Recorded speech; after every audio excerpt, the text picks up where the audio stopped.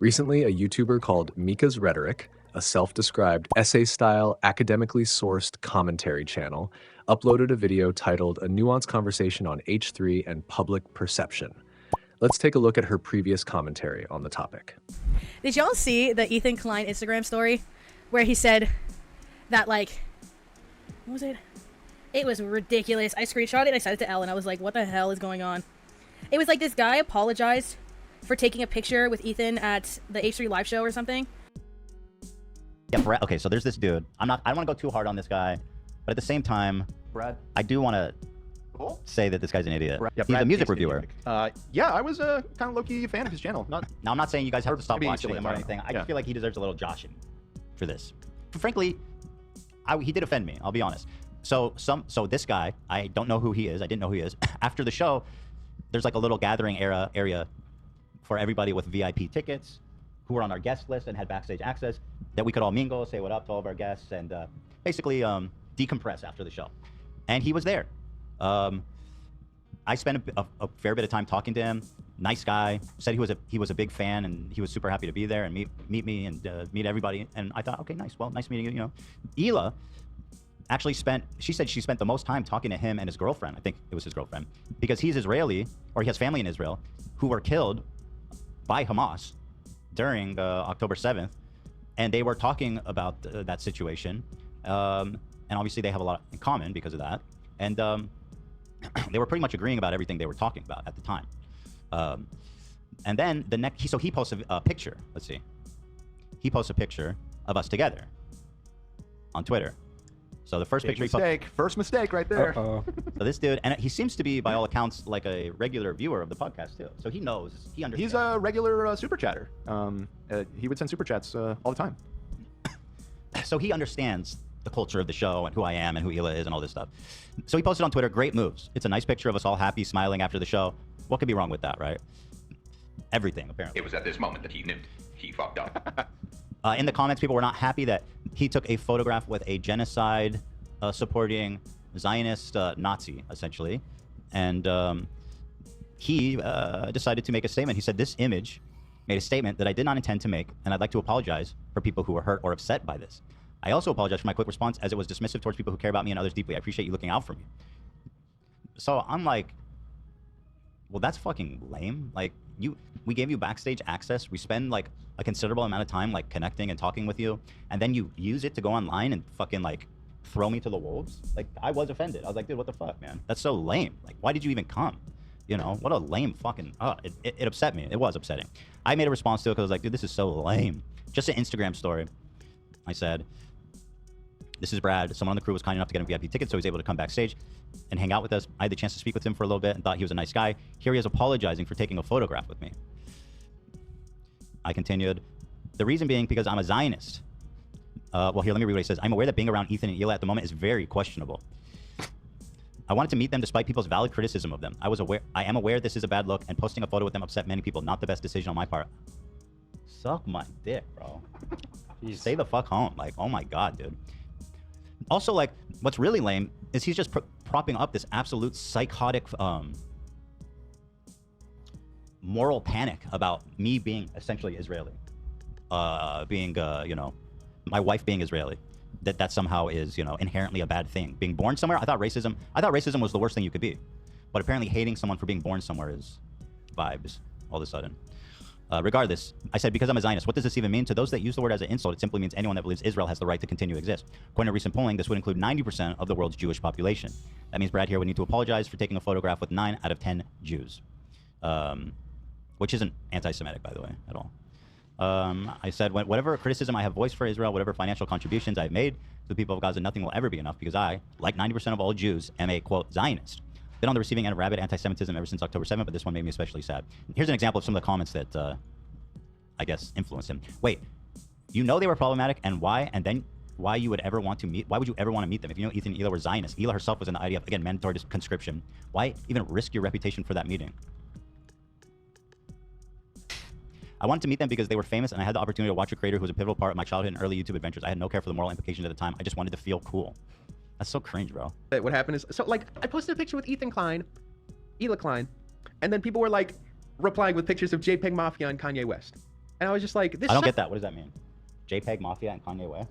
People were hitting him with memes that fucked him up? What does that mean? Nobody knows? I don't know. I don't know. JPEG Mafia is a rapper. He collaborated with Kanye. JPEG Mafia at one point was pretty outwardly spoken about being anti-Nazi and like anti-white supremacist and everything. And then people were like, so they're saying I'm a Nazi. Basically, and he's cool being friends with Nazis. That is again the implication there. Yes. Please understand that when people say stuff like that, they are bigots. I really want people to understand just how fucking gross and bigoted that position is. And there were people like, Bradley, please don't just ignore this. And people in the community, Brad, this is bigger than this. You need to not ignore this. You need to address this. You need to not ignore this. People in my audience, I address it. Spineless, pussy, apologizes for taking pictures with Jews. So it went from like, Brad, you have to address this. You cannot ignore this. This is very important. Fine, I'll say something to. You should have said nothing. Why did you motherfucker? And it was just like, at that point, I'm like, what am I doing? Like, what am I actually doing? Keemstar interview went, dude, Keemstar fucking tweeted something about it, dude. What's wrong with Ethan? Dude, I don't want to talk about this, though. Go ahead. What's wrong with Ethan, motherfucker? Explain it. You didn't think there was enough wrong with me when you came to my show and, like, took advantage of our hospitality and came and spent the whole night with us. It wasn't supposed to be a big deal. And what I ended up doing is I ended up selling Ethan and Ela Klein down the river. Just like I wanted to meet them. And it's like I sold them down the river. And then they got upset. And so the entire internet, both sides were upset at me. And then Ethan and Ela were upset at me. Yeah, no shit. And I'm just like, what the fuck? What are you saying fuck me for, huh? What? What do you mean fuck me for? Because you came to my show, took care of my hospitality, and then called me a fucking, like, a Nazi. Like, what do you mean fuck me for? Fuck me, right? I think he clearly, I don't think he's been internet famous for very long. And, it can be really severely anxiety inducing to be getting screamed at by a bunch of people on Twitter or whatever. And, I mean, obviously he didn't handle it the best. I mean, this clip that you're showing right now shows a degree of self-awareness. I think the problem is that he just says whatever he thinks people want to hear, which is a terrible way to conduct yourself. Especially, seem that way. It frustrates me a little bit, though, that he doesn't understand why I'm upset. Anyway, whatever. We can move on. You guys can still enjoy Brad music and stuff, but like at a certain point, I do need to stand up for myself if people on the internet are just going to accept at face value, like, oh yeah, Ethan is a Nazi.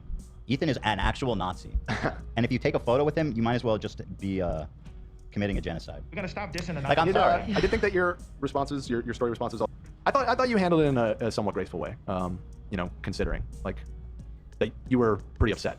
Yeah. Like, when I heard that you were popping off about it, I was like, oh boy, what is Ethan saying? What is Ethan doing now? But when I read the messages, I was like, I thought that was a respectful and good way to address it. So. I get horny when he takes a shit. Yeah, I was frustrated about this. Think about it, Ethan. I was the one who let them come backstage. By the way, no, I did not blame or have any bad feelings about that at all. Thank you. Totally. At the time, it was if you asked me, I would have been totally fine. I would have known that he would have reacted like that. Yeah. I fucking chiefed with the guy. I think he's also. You fucking blazed with Brad. I blazed with Brad, bro. After the show. I know. I think I follow him on Twitter. I think he's going through a tough time right now. Not to excuse, obviously, but I think he's going through it right now about something else too. Like I was saying earlier, it's adapting to a lot of online attention is difficult, and you should just struggle with it. Just say what you actually believe, dude. It's not that hard. Yeah. I had a convo with him too. Thought he was a great guy. Yeah. Yeah, super Same nice. here. He is. Yeah, no, He's like a he is a great happy-go-lucky guy. kind of nice guy. Happy to be there. Yeah, I think he just Made had a a mistake. major goofball moment. We talked about Detroit. Well, listen. Did you? Yeah, his friends that were there from Detroit. Of course you did. There it is. That's Brad for you. It's Brad. If he wants to call and apologize, he can do it. I'll accept his apology, but I don't know that he can do that publicly, because then he'll just be like double-crossing his fans that want to think that Jewish people are Nazis, Israelis are Nazis. Right. We'll talk off it. I don't really care. Yeah. But that's what it is, and I just feel bad. well, Ela was specifically pissed because she's like, dude, I spent all night. I could have talked with like any other number of people that I would have been happy to talk to, that they would have been happy to speak with me, and I spent the whole night talking to this asshole who fucking called me a Nazi at the end of the day. Well, maybe there's a way to amend this. I don't know. We don't have to burn the shouldn't bridge. rule anything. He doesn't have to burn the bridge. If he wants to apologize, I'd accept it. I think that's don't- we'll talk. Talk to me. All right. First of all, it's good to talk with you, Ethan. Sorry about everything that's been going on. I am currently on an internet break. I deleted Twitter off my phone, logged off everything. I've just been, honestly, what ended up happening is I ended up posting that photo, and I was, it kind of taught me a lesson very quickly about the fact that I don't really have the, like you're saying, like I need to work on core values and just like knowing what I believe in. And the problem is like, I wasn't doing that shit. And so as soon as this hits and I'm just like, I can ignore everything in the world. It's like, I handle it like an absolute entitled jerk. Yeah. I was not prepared for this, but it also ended up being really good. Like, this is the first time I've like taken a break from the internet. I'm quitting nicotine as well. Just sort of taking care of myself and Also learning about shit around the world. I've been enjoying the podcast. I've been enjoying the stories and whatnot. We connected really well, like at the meetup. And again, I think Ela made me almost cry, but I was scared. I behaved out of being scared that I didn't know what I was doing. And yes, you're right. I didn't know what I was doing. I listened to my audience because I didn't really even know what I believed in. So I just did whatever, just said and tried to do whatever to just make it so I didn't have to feel the pain of the situation of maybe I did something wrong, you know? And it's just been like trying to extinguish that. And, you know, like if anyone should know, when you start fighting things like these, they kill you. They take away who you are, and it's terrible. So, you know, again, I'm sorry that I betrayed the family, as I'll say, by not standing up for what I actually believe. And for honestly, like everyone's saying, being very cowardice. First of all, I appreciate the apology and the explanation. Obviously, I sympathize. Someone who's been on the internet for a while, I've been through all these experiences and such, and I know how it is. What did you mean when you said that I have? You had mentioned that I have. Yeah, dangerous. I said that you've said things that are dangerous. I'll be honest. This is what I've heard from people who I've trusted, and instead of doing my own research and actually coming up with my own opinion on what you said, I just parroted what they said. Right. Like I should have actually looked at what you said and saw if it actually upset me. If it didn't, this would have changed. It sucks because people have been running with that ever since October 7th, and to this day, nobody's really pulling up any examples. They just say that I'm a Zionist, that I hate Gaza, or that I hate Palestinians, and that I'm a Nazi, and people just take that for granted. And I still have not been able to see anybody pull up a single thing that supports that claim, because frankly, it has never happened. Well, honestly, I'm just proud that you're still fighting through that and like trying to do the right thing, because I know that shit's killing you, and the fact that like, you know, it is a different circumstance for you. It is hard, and you still are trying to have good values. I respect that, and it's the thing I wish I would have actually said. I wish I would have actually said Ethan Klein has strong values. He's trying his best. He fucks up like the rest of us. I wish if I could have changed it, that is what I would have said. What? And again, the crew, you guys you're wonderful. The show was amazing. I enjoyed it. I honestly just panicked. Because I saw a lot of people were hating on me, and again, some for good reasons, like, you know, the fact that I'm answering and have absolutely no response, and some for bad reasons, like people who were like me, who did no research and just picked up a narrative, and like instead of actually checking and figuring it out for themselves, I feel like people are just sort of repeating what other people hear and are very afraid. And again, like I know you guys are just, I mean, whatever I'm dealing with, Ethan, I know I've learned what you deal with as like someone who's dealt with now a fraction of what you deal with, and I cannot imagine being in that seat, having that many people watching your every move. Is crazy. Well, I know what you're going through. It sucks when it feels like everybody's mad. That's the worst feeling. So you'll be fine. But it's also irrational too. Like not everybody's mad, you know? Yeah. Like I had a lot of people who weren't mad, who were just like, Brad, what is happening? You okay? You know? Right. And I took that as them being mad. Right. What were you saying? No, you're right. You're right also. But at any rate, breaks are good. You know, get yourself together. We still love. We want Brad's taste. We want Brad to continue to taste. Okay? Thank you. I appreciate that. Yeah, keep tasting. And I will. And I want you to continue doing your shows. Yeah, you're a very creative mind. I will be watching. And you know that we're rooting for you. I can't lose another subscriber, man. You should know that by now. I know. You know, we gotta mend this bridge. It's just get those numbers back in the green. You know? Absolutely. That's right. We're far way away, but every single one counts. All right, Brad, keep tasting, okay? Thank you. I'm gonna go back to laying on the couch. Peace. Good for you. Enjoy. That's where I just came from. All right. But there's a part where it says, because I'm a Zionist, in quotation, what does this even mean? As if it wasn't told to him 100 times. On camera, also. These are the people who are nonstop trying to convince everybody that Zionism is not Judaism, and convince themselves that we don't hate Jews, we just hate Zionists. So when I complain about anti-Semitism, why is it that it always goes back to Israel? It seems that they're the ones that are confused about Zionism and Judaism. Because again, if I'm complaining about anti-Semitism, what does that have to do with Gaza, or what does that have to do with Gaza? You know what I mean? Apparently, according to them, nothing, if they're not related. This is a confusion that is at the root of the problem I'm having of contributing and rising anti-Semitism that I'm seeing, is this usage of the word Zionism, which is basically become a catch-all. It doesn't mean much, and it has a whole spectrum of meaning.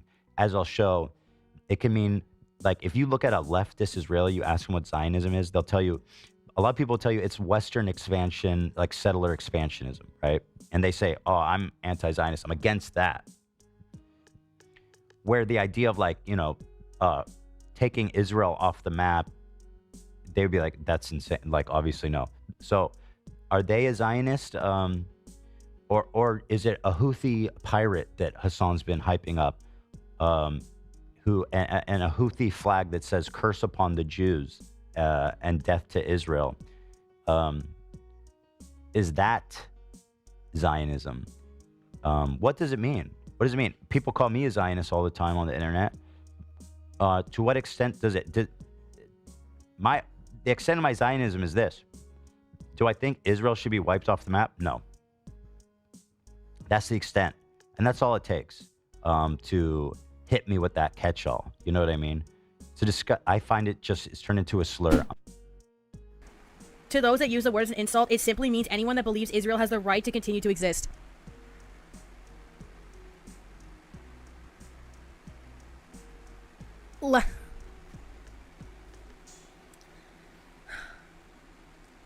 I think the craziest part about this is that Ethan Klein has an English degree. Like, the degree that, like, most of the stuff you do is, like, media literacy and understanding, like, the power of manipulating semantics. Like... like, let's just, like, even genuinely, like, removing, even though you should never remove the concepts of, like, you know, the genocidal actions and things like that, just on a pure, like, level of being platformed and being, like, in the position that you're in. Why are you that stupid? Like, that's my problem.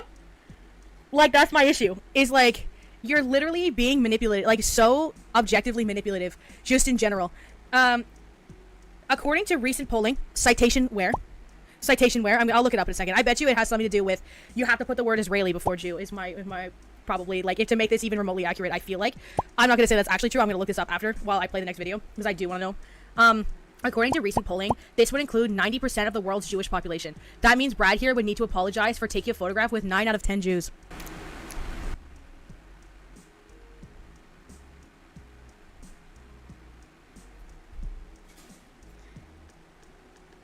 Whatever criticism I have voiced for Israel, whatever financial contributions I've made to the people of Gaza, nothing will ever be enough. Because I, like 90% of all Jews, am a Zionist. I have been on the receiving end of rabid anti-Semitism ever since October 7th, but this one may be especially sad.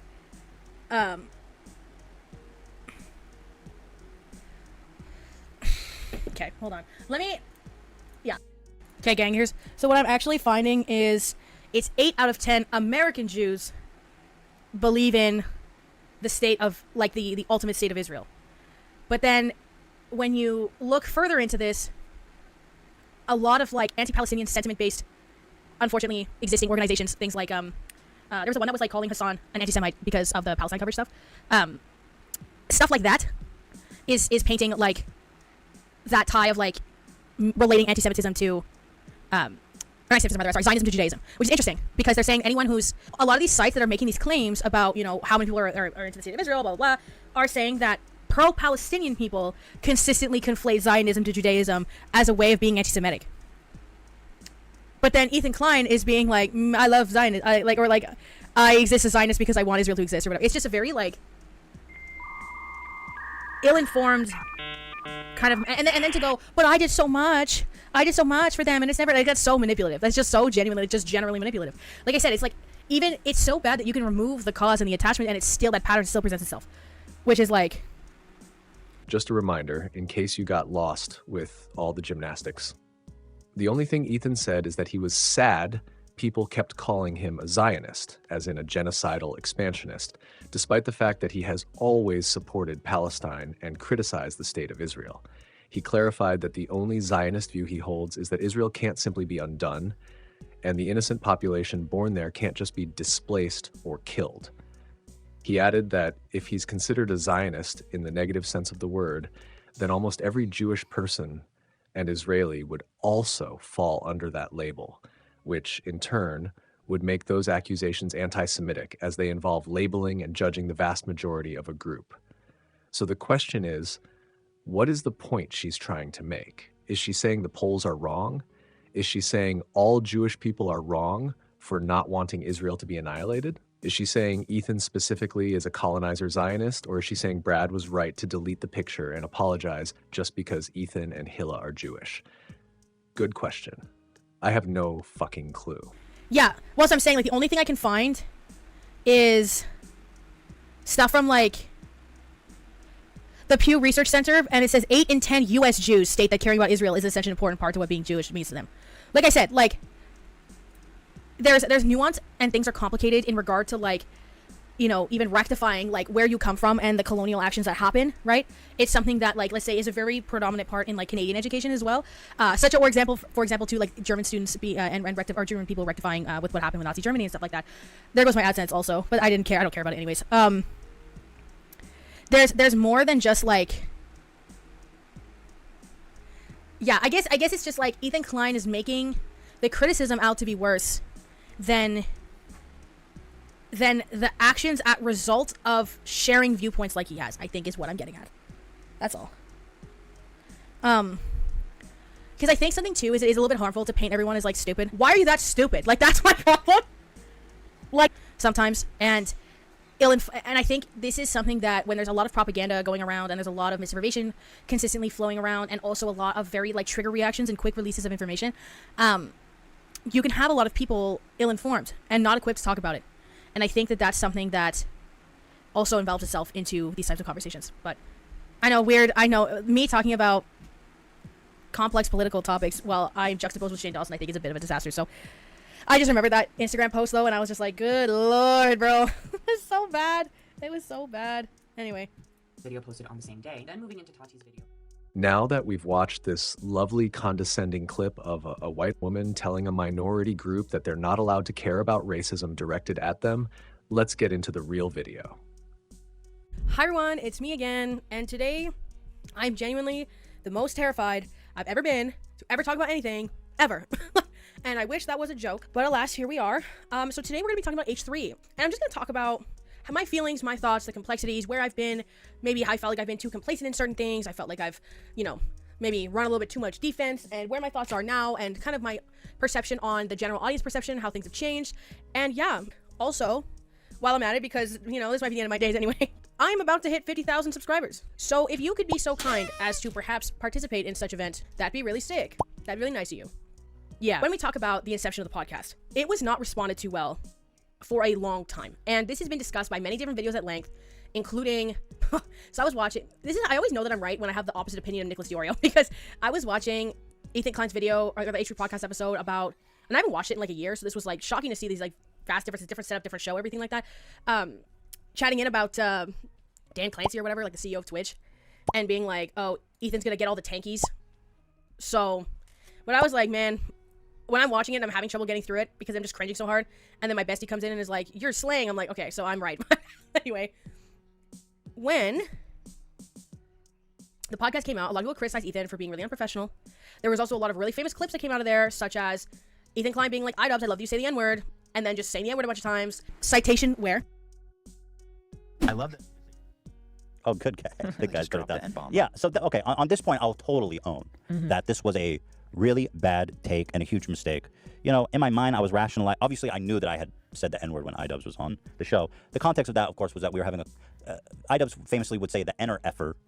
And I was like, how do you get away with saying that, you know? And then I started saying it, and it turned into what I thought was a joke, where I was saying it. But in my mind, I was like, well, we're having a conversation about this word, and I wasn't using it as a pejorative insult, right? That being said, obviously, that's a nuanced point, and there's plenty of people who think, well, it doesn't matter how you use it, you shouldn't use it anyway. And honestly, even ourselves have changed since. I don't think today you would say it. No, I cringe so hard when I see that clip of me saying that and thinking that it's okay. No, I wouldn't say that now, and I find it horribly embarrassing, and I was definitely hypocritical in this moment.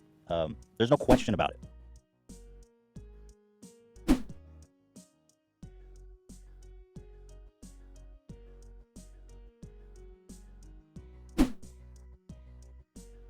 The clip with Joji saying that women were, at the time, was still doing stuff on the internet, I think, as Filthy Frank, saying that women were made to be submissive to men. Or apes or whatever, right? Our Neanderthal cousins were probably just like crazy. So there's definitely something like in us to like conquer men, want to like conquer. Right. So it's, you know, women are in a nature setting, like to be conquered.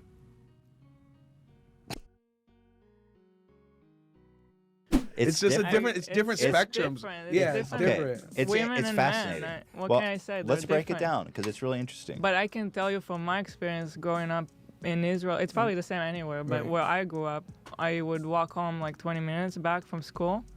I was pretty young, going to school, and yeah, people will They'll hit you like up. hit you up, and it's obviously like I've tried sometimes to be nice and smile back, but then they think you're You invite interested, them. so you can't So do you just that. gotta like cold shoulder, like You have to be cold, and then they're like, hey, why are you not smiling?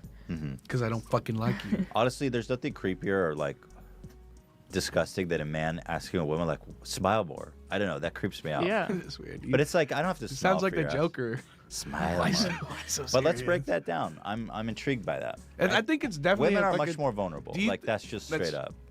I think it's the physicality. Like Yes. we're just bigger than. I saw a study that said 90% of all men are stronger than all women. Than all women. All women. 90% of all men are stronger than all women. It's just a physicality. It's physiology. So what does that mean? It just means that almost all men are stronger than every woman. Okay. So like you got the physicality, and our primal urges as men. Like you go back 1,000 years, we were just raping people. That's how you fucked back then. Right. Like legitimately, like if you look at monkeys, they just rape, or apes or whatever, right? Our Neanderthal cousins were probably just raping like crazy. So there's definitely something like in us to like conquer. Men want to like conquer. Right. So it's, you know, women are in a nature setting, like, to be conquered. What happened? I mean, am I right? That's right. In a nature documentary setting, if you go back or not 1,000 years, more like 10,000 years. That's silence. But yeah, that didn't land. That was creepy. I just didn't That know how to didn't respond. land. But am I right? No, Do you disagree with me? like You disagree? back in like the fucking days of like pillaging and marauding and Vikings and shit, they would Right. just go and fucking steal all your women and have Right. sex with them and fucking. Right, It's- exactly. So a lot of stuff. And even about- knights, like fucking medieval times, like in they're like- kingdoms and shit. They go, bless you, Jesus. I'm gonna rape this bitch. It's crazy. It's crazy. I fought hard, you know. It's fucking nuts. Right. That's right. That's And right. also, like, prostitution back then was like way more lit. Yeah. So It was normal. It was lit. It's the oldest profession. It was just like I'm kind of horny. Hey, let's hit the brothel. Yeah. Let's. Yep. No one gave a fuck. So I think a lot of stuff about modern society is like because we've evolved societally, we've evolved beyond that shit. Sorry, Hila. And so we're fighting against our primal urges, and a lot of modern society is us trying to fight against our primal urges and become better. Right, and for the whole. Yeah, as for the opposed whole. To selfishness. Because rape is fucked up. We all acknowledge that. Right. But it's like a primal urge that a lot of people have. So it's like. Is it primal urge or is it conditioned urge? I think it's. So you what like, you mean like is it a matter of society says it's okay to rape versus you have an innate desire to rape? Right. Okay. Yeah. Like so. Is it nature or nurture? Yeah, Is what I'm saying. It's. I mean, isn't that the biggest mystery of Yeah. the human race? Pretty much, yeah. So I guess it It's comes down to probably that. There's really both. no answer, yeah. Well, sure. But I do think that animals in general, not just humans, but animals in general, it's like. God, if you're looking down with your Cowboys jersey, tell us if it's nature or nature. Blo- right? Not just block let this it- conversation out, God. But I think that in the animal kingdom, the only one prime objective of animals is to procreate, is to fuck and shit out babies. So in the like primal sense, that's it. If you can rape and plant your seed, you're a successful species. Because back to everything, that's what all animals do. Like my dog, Exactly. you can't walk into my house without getting jizzed on by my dog. I was in there yesterday night. 1 minute, your dog's fucking the shit out of me. Instantly. Yeah, Instantly. Exactly. But it's not like his fault. But I think as humans, I think that we're just super fucking developed, and We're- then to the exactly. point where we think about we have empathy instead of Exactly. We're self-aware. Yeah. Like a dog will just fuck whatever it sees. But Right. we've come to the point where we're still animals. We want to fuck whatever we Right. see, but we know it's wrong. Right. So And we it's like feel that bad battle. about it. It's a battle of intellect It's and crazy. Yeah. This life is like. Hila, is this conversation bad? Should we stop? Hila's like, It's interesting, isn't it? Saying that women were made to be submissive to men. I can already see people taking stuff out of context. Whatever. Oh no, I don't think we we're- said anything yeah. too edgy. Look, this is what it is. Like, I just accepted. We're just talking. This is a podcast, right? This makes me want to.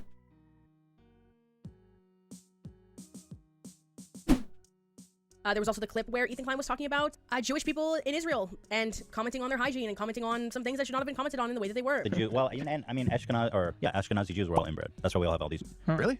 neurological diseases. Holy shit. Because back in the day, we had our little village and we fucking ran around in our little suits. Like and nobody wanted us, so we're like, well, each other. And to be honest, there's like stinky suit where like, bro, you have to be very generous to fuck Hasidic Jew, right? I'm not would I touching that know? one. How am I gonna say to that? I mean, well, I've lived in Israel for 5 years, so they wear the suits, they got the hats, they don't shower nearly enough. When it's 1,000,000 degrees outside, they rock the black suit. They stink, bro. They stink, and you know they don't shave. You've seen their face. Imagine what their dicks look like. Wait, I always thought those were like fake. No, Those are real? Those aren't extensions. Those are real. Those are all. That is commitment. Oh, I guess, you know, if you're gonna do it, you're gonna do it. Their faces look so gnarly. So imagine when these dudes look naked, and they're all pretty fat too, because you know that wife's at home cooking. That's all she does. Not all fat. Well, a lot of the ones you see are pretty chunky. Can we get a picture? Yeah, let's see this. Yeah. I'll be the judge of how hot they are. Harry, you asked for it. The big disagreement was that people are fighting for the Orthodox Jews to get drafted as well to the army because they're not. Motherfuckers, dude. But Israel. That's an issue? Yeah, the Orthodox don't serve. They don't serve. Yeah, it's like Amish people too. They don't do that. But there's so everybody many of else these has fuckers. to. They're Everybody leeches, has to do it. Sure. So it's like, what the fuck? Dude, the Orthodox are such leeches there. Oh, you're saying the Orthodox Jews in Israel Yeah. don't serve? I thought that like everyone had to. Exactly, except the Orthodox. Oh, And then the because they need to sit and pray for God all day. Oh, I'd be Orthodox as fuck. I would have the things, the Yeah. wraps Hell yeah. and everything. Hell yeah. I'd be all about it. The So, spilum, or how do you say it? Yeah. The Jews. What, the tefillin? Yeah, yeah, That's yeah. the shit you wrap. Yeah, I wrapped would be up all in. up in that. Yeah, I'm not serving nobody. They were like, the rabbinite was like, oh yeah, if you make us serve, we're gonna leave Israel. It's like, bye. These are the same idiots who are like driving all this ultra nationalism too. They're like, let's go to war, but not us. So those clips were already coming out. And then also there was criticism that the podcast was boring. I remember the episodes with just Ela and Ethan being quite boring back then, especially that the guests were kind of all that it was. So, and people were really upset that they were no longer making the H3H3 Productions videos, which were their most popular and most liked content to this day. Progressively, as Ethan Klein started hiring more people, you start getting kind of like a co-host dynamic almost. So it's like you have now Dan, the producer, you have Ian, you have Zach. That was the crew for a long time. Circa 2020, whatever. They hired AB and Lena, who are both Lebanese, and this is going to become relevant soon. Then you also have the hiring, who were also fans of Ethan's. He hired AB because AB ran defense for him when another creator named Gokanaru made a really long, pretty okay, actually, like I remember liking it even back then, hit piece on Ethan Klein. For those that don't know or don't remember, this video featured a literal reenactment of Gokanaru hunting and eventually executing Ethan. It was so extreme that YouTube hard banned the video from the platform. Even Gokanaru later admitted that it was a very flawed video. I remember liking it even back then.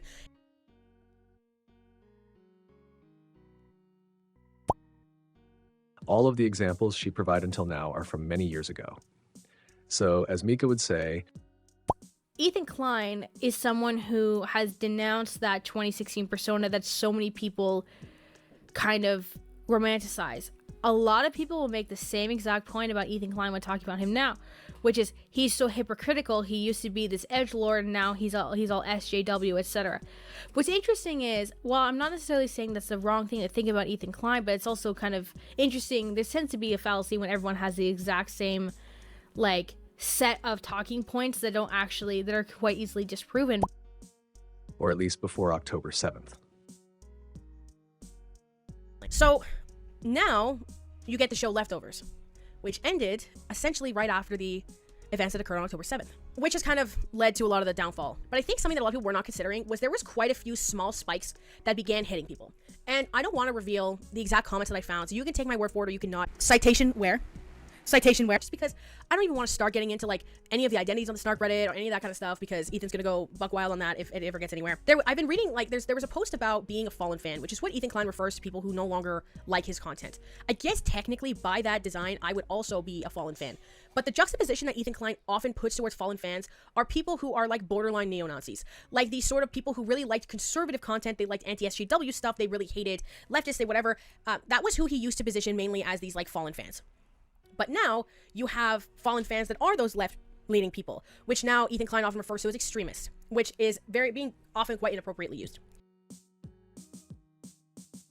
On the Snark subreddit, that's been going viral not just on their subreddit, but now all over Twitter, as proof that I hate Muslims and Arabs. The mods of the H3 subreddit are deleting posts about Ramadan. Here's a post. It says, "Happy Ramadan to AB and Muslim H3 fans." And then it says, "Sorry, this post was removed by moderator." That's Blurred weird out. that's blanked out. That's The so subreddit's weird. blanked out. And Why would you blank that out? So this person was zero post history. Post a fake, by the way. 100% not in the log. It's not there. Never happened. Fake screenshot to the Snark page. And now it's going viral on Twitter as proof that I hate Palestinians. And it's genuinely causing me, distress, and it's causing me, frankly, this is causing, putting strain on business relations. And so, like, at this point with the Snark subreddit, the harassment and just like the nasty fucking disgustingness that comes from there is getting to the point where they're like promoting defamation, they're brigading subreddits, they're brigading sponsors, and like the fact that this is allowed on Reddit, it affects the crew too. Like, look at them harassing AB because like apparently he's a coward for not defending a post that never existed. Yeah, I never go on. I forget why I did recently, and just the mix. It was so weird. It's because like some of them are like so defensive of me because they hate you so much, but then in the same thread, it's like saying the worst shit possible about me and my family, just random stuff. I don't know. It's so insane. The way that's super fucked and twisted about it is how they go after people's families. Like that's what they do. If it's about me or the crew, then they start talking about extended family, not public figures at all. And it's actually quite disturbing. Lena was my favorite actor. Lena was afraid to post this. Why? Because that's what we got to deal with, fucking bullshit. She's worried people would give her shit about her posting. Oh, they go, dude, it's fucked up. These psychos, I'm telling you, they stalk and harass all of us. Like, if Lena posts something like this, people are gonna be like, oh, so you're gonna talk about your Ramadan dinner, but you're not gonna confront Ethan on the show? Like, it becomes a thing, no matter fucking what it is. Yeah. Like, even when you wore the scarf, the Palestinian scarf that... Yeah. Again, so they spin it there, they go, oh, Ethan forced AB to wear it so that he could dodge criticism. Not only did we find out that this post was faked, we actually found out that this user had posted one other thing a few days before this. What was that thing? We got him. The Snarker's profile history through the service that saves deleted posts. Their only post other than the fake one was a week ago on the subreddit Ask Gay Bros with a attempt to say that they hooked up with AB. We got him. I hooked up with AB from the H3 podcast. 2 years ago, I hooked up with AB. I found him on Tinder. At the time, I didn't know H3 or who AB was. It happened one night, and I forgot about it. Recently, I saw him on YouTube on the H3 podcast, and I remembered him from that night. Find it funny and crazy that I had an encounter with someone on YouTube. Sharing from a throwaway because I have some personal info on my main account, I'm sure. Lovely. Yeah. Clearly it's because they know where I come from, and they're trying to cause trouble with me and my family or whatever, or my hometown. But yeah. Wow. Yeah, you come from where there is a lot of conservative people. Yeah. They probably would not they would not take kindly to such things. And what I'm interested in about this person is they seem to have some kind of obsession with fucking with you, obviously from this, but the Ramadan thing also put you in the crosshairs because you were getting things like, people thought it was real. They're like, how dare you not stand up for our people and stuff, like pitting us against each other. And whoever's doing this, for some reason, has decided, I feel, to target you and to try to cause friction between us. Well, I think because at the moment, because they want to go after you, I kind of get in the way of that because I'm clear proof that, you don't have anything against Arabs. You heard me and my wife brought us all the way out here. And, it's at the time they're using me, basically. I'm convenient for them to use. But when they can't use me whenever I defend you, that pisses them off. So they kind of go the opposite way. But they'll never be satisfied. There'll always be another lie or something. They were saying that I lied about there being a Zionist article in the front page of my newspaper in college that I got removed. I actually found the article. Oh, yeah. Right here. Not all Jews are phobias. That's what it says. And this is all justifying Islamophobia. This is from 2011. It's in the University of Michigan Journal. Yeah, Michigan Journal. Why would they call you out for that? Why would they That's such an easily provable thing. Like, right? The way, how much they think about it and they build like this whole mythos. They're like Tolkien with the world building they do in their head. It's the misplaced like outrage. It's like what is happening is horrific and urgent in the world, and like why would you put any like negative attention towards an associate producer of a podcast, a Muslim podcast producer who's clearly like struggling. Yeah. And leave it alone. Yeah. Actually, because they don't care at all. Thank you, Queen. They literally don't care at all. It's just another opportunity for them to like come at us. It's really a sick thing. This one says she looks like she's about to cast one of her Zionist spells about Ela, which is, okay. That's fine. I hate the narrative that citizens are considered innocent civilians in Israel when they are not. Literally all Israeli civilians that have to join end up being extremely vile. It is truly a sick and infected society. Also, that cute, sexy little soldier man in front of her neo-Nazi username, looking distinctly blonde-haired and blue-eyed for a country of people that are, quote, native to the region of Palestine, looking very Aryan. Again, Irony alert, Hila is like 90% Middle Eastern. Brother, if this person continued, they says about me and Hila and all Israelis, if it looks like a Nazi and talks like a Nazi and supports war crimes committed by Nazis, like shock troopers, it's a Nazi. Oh, this is one of their users saying this sub is guilty of anti-Semitism all the time. My favorite thing about AB is how he claims his Arab side when convenient, but also loves to remind people of how, quote, white passing he is. That's fucking nuts. As a fellow mixed person, I can't stand when other mixed people love to talk about how white passing they are. Bro, that's sick. That's like demented. 48 likes, by the way. Yeah, I mean, the way that they attribute everything in the most like fucked up, sinister, cynical way. And then this is what happens. They start talking about it, and because now this community has somehow become, people are just so eager to fucking hate me because I'm such a virile Zionist. I become like the quintessential enemy of like the online activists. I'm somehow the worst that the world has to offer. So whatever they say about us on this deranged subreddit is now making it onto Twitter as gospel. For example, this characterization as AB just walking around being like, hey, I'm so awesome, I'm white passing, man. It sucked to not be white passing like me. I love it. It's the best. And then this person responds, again, 50 likes, 21 likes, no critical analysis. Oh my God, he said that? People like that never realize white people can sniff them out from a mile away and will never accept them as one of their own. It's like, bro, y'all are writing straight up world building novels. What the fuck is this comment? Look, pretty sure what Lena wears isn't appropriate to their culture either. Lol, but don't worry, she covers up and prays sometimes. Jesus. What the fuck? Yeah, we just got transported into like a conservative mosque? It's not the first time I heard it. It doesn't bother me. It bothers me. Leave Lena alone. Right. I like how Olivia explained it earlier, that if they're really this passionate, why are they wasting their time just harassing others? They can be putting their efforts into something that would better their cause. It's sick. These people are sick, and I hate that I have to talk about it. But like I said, it's come to a point where it's affecting me and my crew's mental welfare. It's affecting my business, and so at a certain point, you can look to the side for so long until you need to address it before it eats you up. But here's the kind of post that's on this website. Fallen fans attending live. Here they're organizing to harass us in real life. Here's another one of them saying they want to organize to harass Hila's mom, who's who's left Israel. She's a recent widow. Her husband died recently. She's living in a house by herself, and she's been terrified to be at home by herself with constant rocket fire and feeling like traumatized from what happened on October 7th, unable to sleep, and just really doing poorly. So these guys thought it would be cool to, and this post is still up on their subreddit, organized to harass Hila's mom, who I guess Hila said she'd be at the show. Also, shout out to H3 Snark. I saw your post about me, and the amount of you weird little freaks who think that I'm like pro-Israel from whatever I said on the pod before, which I've never even talked about that topic. So you're like so insane. I'm completely pro-Palestine. You've never talked about the Israel. I've never even mentioned anything. Like, I've been here for 5 minutes, but like I'm already pro-Israel and IDF, and I'm like, I don't know, like almost killing babies. Like, what the fuck are you saying? Like, whenever I see any stories from that AB puts on his stories, that's insane. That's insane. Like, that anyone's country gets to live through the same experience that I get to live. And I know that like you wild little freaks, I got the same for Hila on October 7th. I got the same for AB. It's like, someone would call it PTSD, but it's a weird feeling that you just get. It's a gut feeling that someone is in danger, and you just feel it. It's like the feeling of not being safe. And like, if you think that I would ever say like, yeah, let's erase Palestine or like whatever, like how would you even like say that? That's insane. Like, I'm completely pro-Palestine. I'm here for these people. I see them. Once October 7th happened, I followed all the pro-Palestinian blogs. I went on their like stories actually, and because that's what support I would need from my country. To them that you're, but I want to say to stop like whatever you're typing right now, just like erase it back, please, because like it's not gonna happen. You're not gonna do like two sides or like me sitting by AB and like saying about anything. It's not gonna happen because like I completely support every human on this like earth. As much as I love my H3 Snark girlies, I was just there because of the most recent sponsor bullshit. I was looking for the post that they made, just to let them know. Yeah, good. Don't want to give them the satisfaction. I think I'm scrolling through there. Yeah, we all know to stay away. Trust us. Yeah, you guys. Yeah, I can't read that shit, you guys. No, I mean, yeah, like, I have pretty thick skin at this point. Like, I'm so beyond like caring about comments and stuff. But that's one place I cannot go to is the H3 Snark. It will ruin my life if I we're went living there. in like an alternate reality.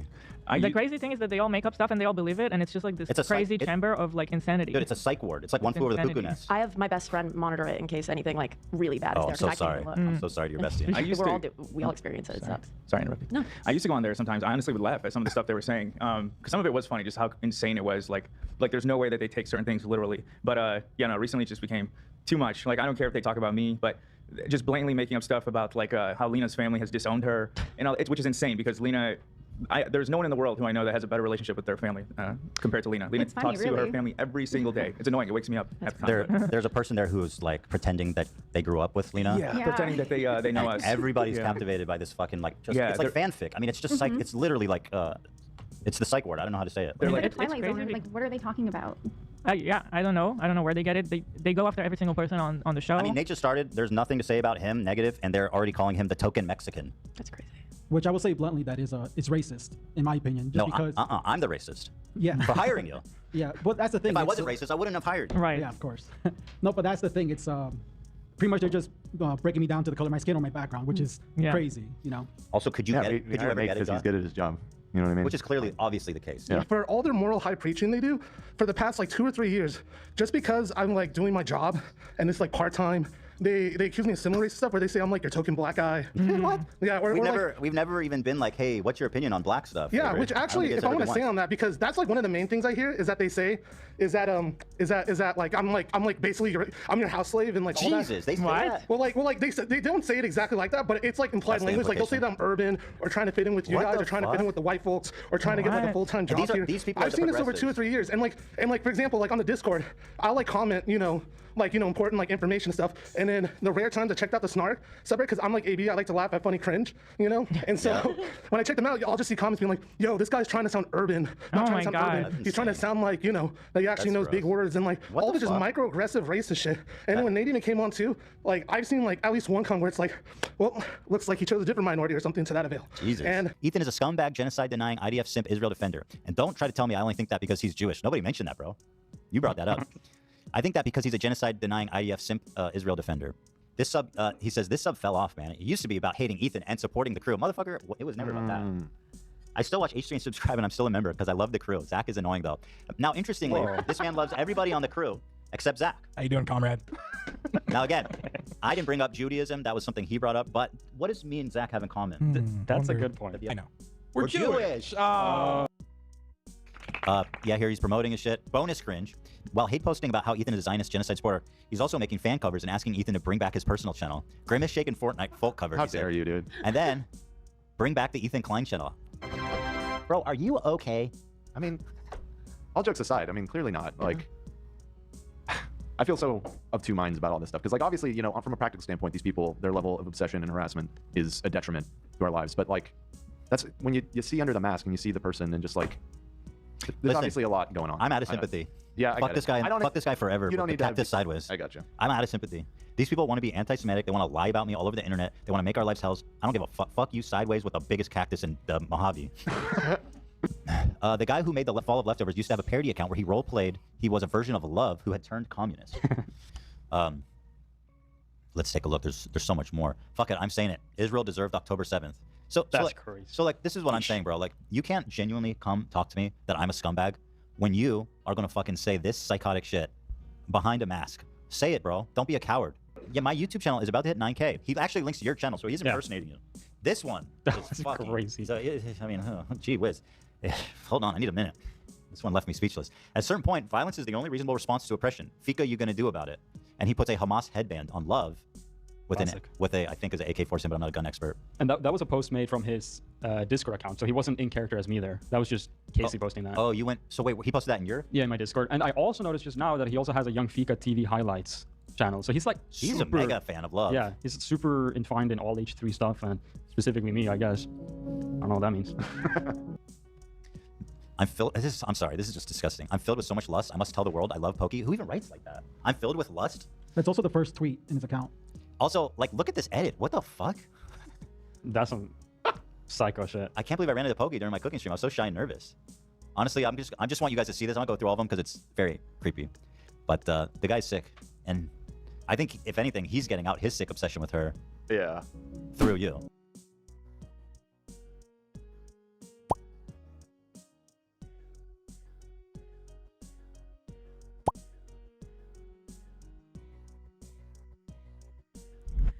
So a lot of the people brought up these other instances besides the recent, what people are referring to as the Hassan Piker crash out, which I'll get into soon. And I want to go through those events to remind people what they were, to sort of maybe place people in where they started feeling a disconnect with the content. So the first thing I could think of, which is not something that many people really brought up, and this is going to sound really crazy to come out of my mouth, but the prolapse fixation is an issue. It is. She's an issue. For one, you have the issue of, that's kind of gross. You disrespect me. You disrespect my family. You call us stinky, poopy babies.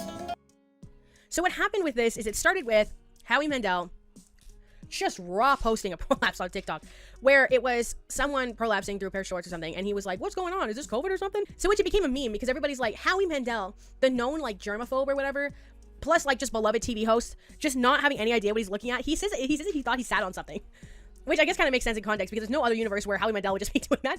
It was like a boomer gets TikTok moment, and it was quite wholesome and funny, right? But then what ended up happening was Ethan Klein became obsessed with this and started showing this to everybody, the TikTok to everybody and stuff. But then also got involved with this sex worker named Hunger FF, who was really famous for utilizing his prolapse rear end to make content. And what he would do is he would sit people down and force them to watch this content. Audience. Howie Mandel. Did you see that? Oh, yes. Oh, did I see it?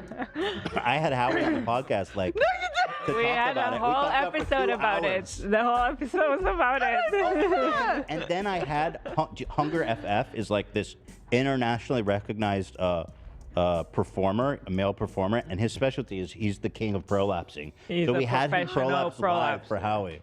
Ow. It was so good. It was such an amazing episode. Gotta miss it. Can we roll the clip, actually? Do you know about Howie Mandel's TikTok? I do, because he asked me to be on a podcast. Oh, he asked you? Did you blow him off? No, I mean I sent it on to my manager. Nobody watches that shit. And then right after right afterwards, they came back, or someone came back like, did you see that he just posted a butthole on his TikTok? Did you see the original? I didn't see it. No, So, but no, that's it's not what just a butthole. Informed. Yeah, so let me show you the clip. We're gonna watch it now. All right. Yeah. Can you tweet Which that is out? totally fine. Yeah, you could tweet anything. You could tweet a tweet fucking out? prolapsed anus, which we have. Or you could post it on TikTok. Exactly. So you've Maybe seen the Howie tweet first prolapse. All I've seen.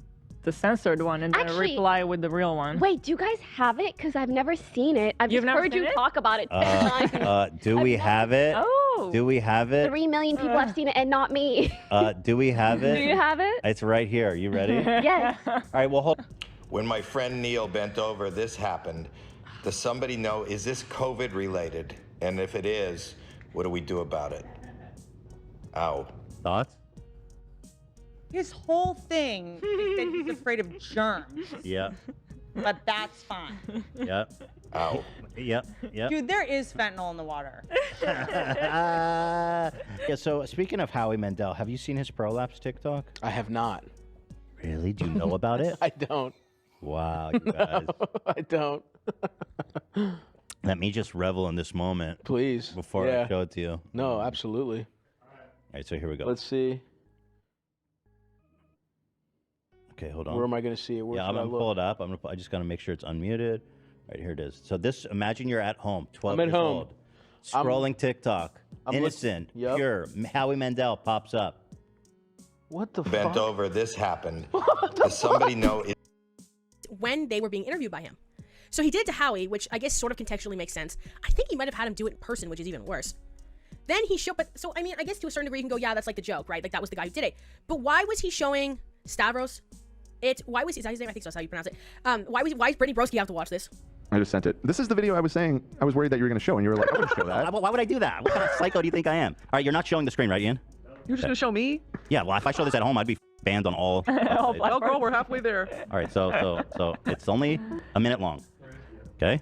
It says. It's amazing. It's 10 seconds. Yeah. Maybe you can bail whenever you want, but it gets better towards the end. So it says, "Is this COVID related?" Yeah. Oh, no, you didn't. Wait, did you not see this, Hila? No, I didn't. You didn't? What? Wait. Look. Wait, don't make me look at this by myself. This is like, actually. No, stop. You're It's crazy. hairy. Oh, that's making me gag, bitch. Turn it off. That's actually our friend of the show, Hunger FF. I love Hunger. Why are we making Anthony Fantano see this? Right? Why is this being forced? This is not comfortable content. This is not, they're not really consenting to this a lot of the time. I feel like there's definitely like a element of feeling like a coercion because of the interview space.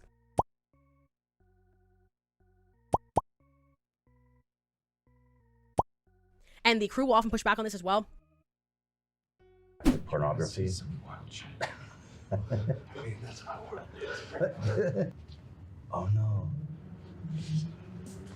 So you guys can't see, but it's just. Oh. What the hell? Are you fucking serious? What the fuck is wrong with you guys?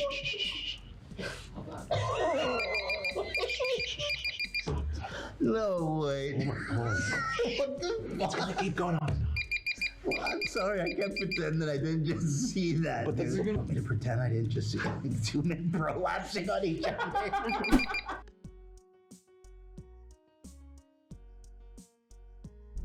There's also the event, and this leans into the next thing too, which some people refer to as Bottomgate, where linking to this prolapse thing too, people have really felt that Ethan Klein was, how do I say this, inappropriately pushing homosexual men as inappropriate, maybe? Not inappropriate that he doesn't believe in it, but it was like a joke, kind of, you know? And then there was this whole conversation, and I never got watched this episode because I think they started it and I got so cringed out that I just stopped watching. And this was something that I noticed was common with watching H3. A lot of people go, yeah, I couldn't finish the episode, it was like too cringe. I'm like, well then why are we watching it, Queen? Because I watch a lot of other people, you know? I don't cringe out of their content halfway through ever. If I do, I kind of never watch them again. So what's happening with this, you know? I've never watched like a ContraPoints video been like so icked that I need to leave. Or I've never watched like a Smokey Glow video or a Megan Ann video or an Anna McIntyre video or even like a Foodie Beauty Girl World reaction channel video or where I've just been so icked that I need to like bounce, you know? So what happened essentially was they were talking about like tops and bottoms and that whole concept, and then the chat was pushing back being like, hey, like this is starting to sound kind of homophobic or whatever. Dan starts yelling at them, Ethan starts yelling at them, and everybody is really like annoyed about this combativeness where people were just trying to kind of push you in a right direction. So that icked out a lot of people, and I saw that on the Snark Reddit too when there was the post of like, why did you stop watching the show? A lot of people brought up that. Last episode, people got really angry at, let's say I made a joke that James Charles was wearing a diaper because he's a bottom. That, I guess, made people angry, and then a caller called in to explain why that whole thing is offensive. And I made insensitive remarks and jokes to him. So here's the thing, like, I'll be honest, when I talked to the caller, I don't know why, I just couldn't really, I don't know why, I just couldn't really understand, but after the episode ended, I talked to some people that I trust their opinion, who have good inputs about this stuff, and they explained to me kind of what I said was offensive, and, or they explained it to me in a way that I understood, and kind of what I said wasn't appropriate and all this, and you know, they explained to me that I should probably apologize and explained why, and I thought that, you know, I understood. So this is my heartfelt apology, which I'll read to you now. After consulting with people I trust, who I value their judgment. To my LGBTQ plus fans, I am very sorry for comments on today's show. The sexualization of gay men and grouping of tops and bottoms is a stereotype that I'll be trying to unlearn. And apologies to the caller, too, who I shouldn't have pressed inappropriately. I hope you guys know I always mean well. So that's my apology. Some people accept it, some people don't. That's fine. So, you know, I was very insensitive to the caller. The whole pushing, the comment specifically where I was like, I could tell what you are based on your voice or whatever. Very, very gross and bad, okay? Like, I totally acknowledge that. And the whole bottom diaper thing. Okay, I understand now. Like, what I said was offensive.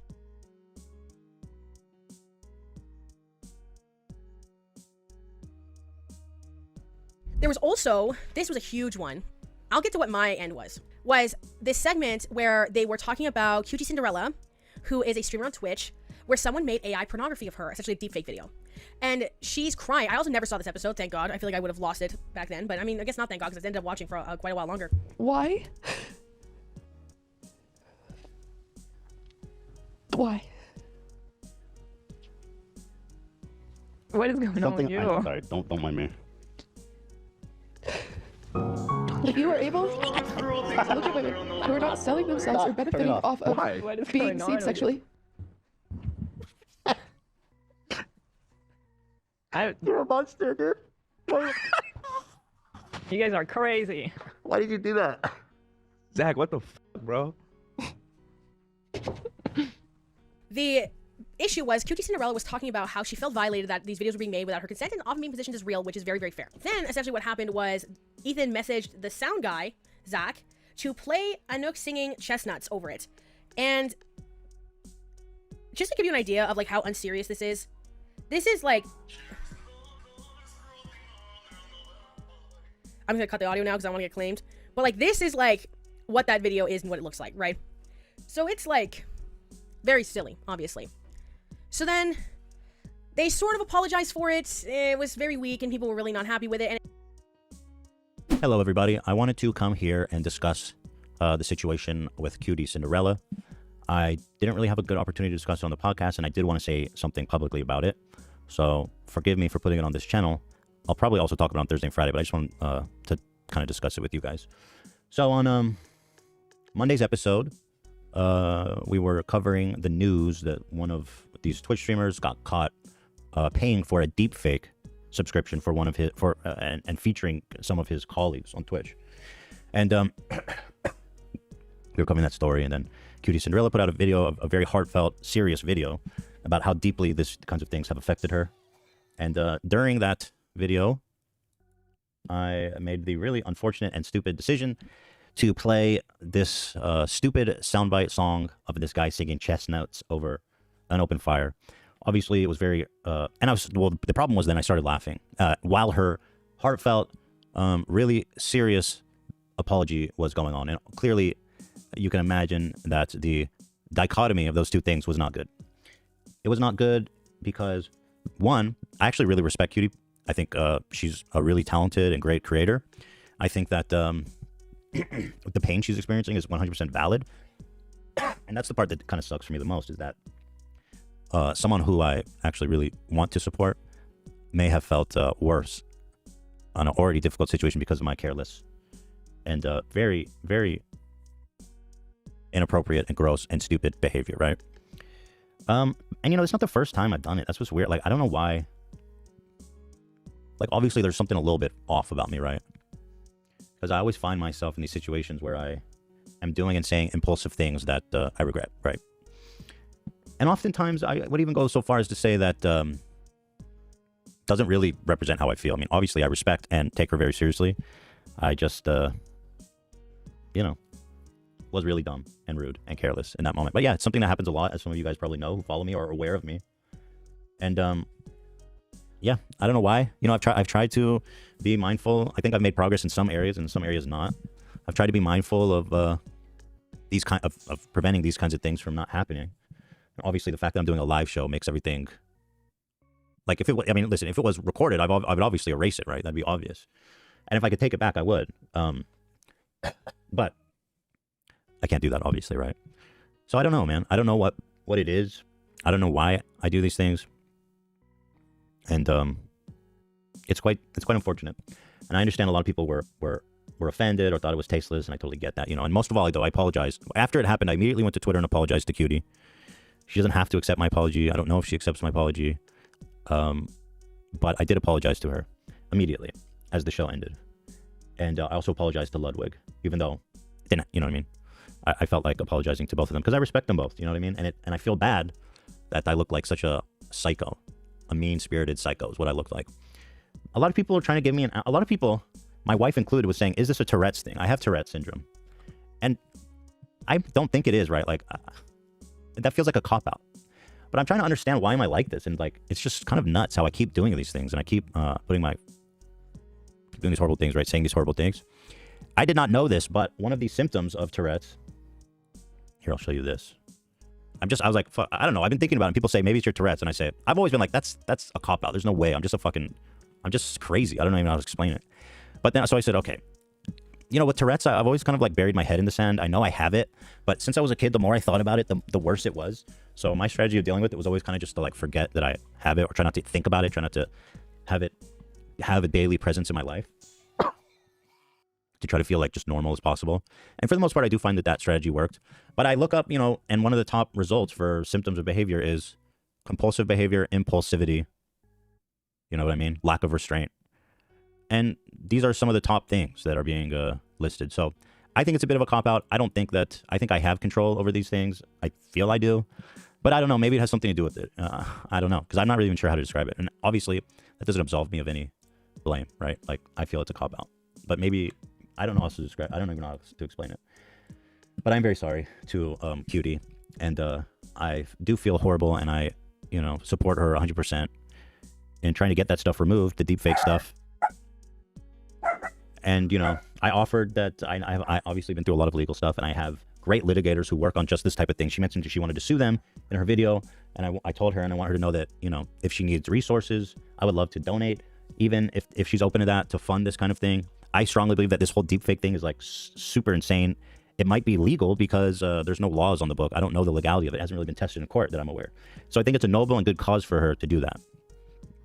And it could actually make a difference if she were able to get like some kind of law about doing deepfakes of real people like that. So I just want to apologize to everybody, and especially to Cutie, who I respect and actually think very highly of. And I'm very sorry, guys. And I'll continue to try to do better and be more mindful going forward. It actually became a meme that, like, it shifted into Ethan Klein kind of almost separating responsibility to a certain degree by claiming that what happens is he just gets into this, like, uncontrolled state he refers to as goblin mode. This also was something where he said that if there's another Holocaust, that Ben Shapiro should go first. That's what Ethan Klein said, and I disavow this as a concept, obviously. So that was another event that he considered, that goblin mode thing. So he ended up getting this, like, broadcasting button where Ethan could push it, and it would cut the last 15 seconds, similar to like a censor button on live television. So instead of really addressing, I found the QT Cinderella stuff, he kind of boiled it down to this like goblin mode. All right, so let's go over all the first 7 of my 11 components of an apology, which are usually at the core of it. Acknowledge the transgression. I'm not Cutie Cinderella, but I think he did that. Acknowledging the harm. I think he did that. He had a good topic sentence. He could have elaborated. Taking responsibility. Yes, he's not blaming anyone else. People are even giving him the opportunity to shirk his responsibility by saying, no, it's my disorder, right? And he's like, nope, I'm not going to do that. This is my fault. There's something about me that causes me to do this frequently, and I don't think I can blame it on some disorder. Now, could he legitimately, quote unquote, attribute this to a disorder? Yeah, I'm not saying that that's wrong or deplorable or something, but the issue of him taking responsibility, I think, has been met. Number 4 is sincerely express remorse. I think he's done that. Again, I'm not Cutie Cinderella, but I would say that he did that. Number 5, explain the cause without making excuses. Yeah, I would say he did that in a way that I almost never see, maybe I've never seen before. Now, he's not identifying the cause, as he will probably figure out later down the line, but he is saying, I have an issue. I don't know exactly what it is, but it's something. It's something about me. So that he's pointing at something. He doesn't know what it is yet, but he's like, that's the cause. The cause is me. There's a personality difference or something about me that causes me to do this, and this was an example of that. I'm not making an excuse, but that's what it is. And so that's met in my book. Number 6 is provide a plan to address the cause. He has not done that. You could argue that he's implied it, that he does plan on working on it, but a good plan would be, I'm going to consult with a specialist. Now, maybe he is in therapy and he is doing it, but he could have mentioned that. And then 7 is to offer remedy, which he is doing. He's saying, I want to offer remedy by providing my resources, by providing money to help you. I also want to signal amp your cause by talking more about it. So he is offering remedy. So aside from overtly providing a plan to address the cause, but you could argue that he kind of implied it, he has met, shall we say, 6.5 out of 7, which I don't know if I've ever said in any of these videos. So I gotta give him an A+, right? Now, everything depends on Cutie Cinderella's reaction to this, but in terms of a public apology, this is A+. Like, I didn't instantly forgive him. I literally said, why would you do that to me? It's really f***ed up of you. But I do believe he's sorry.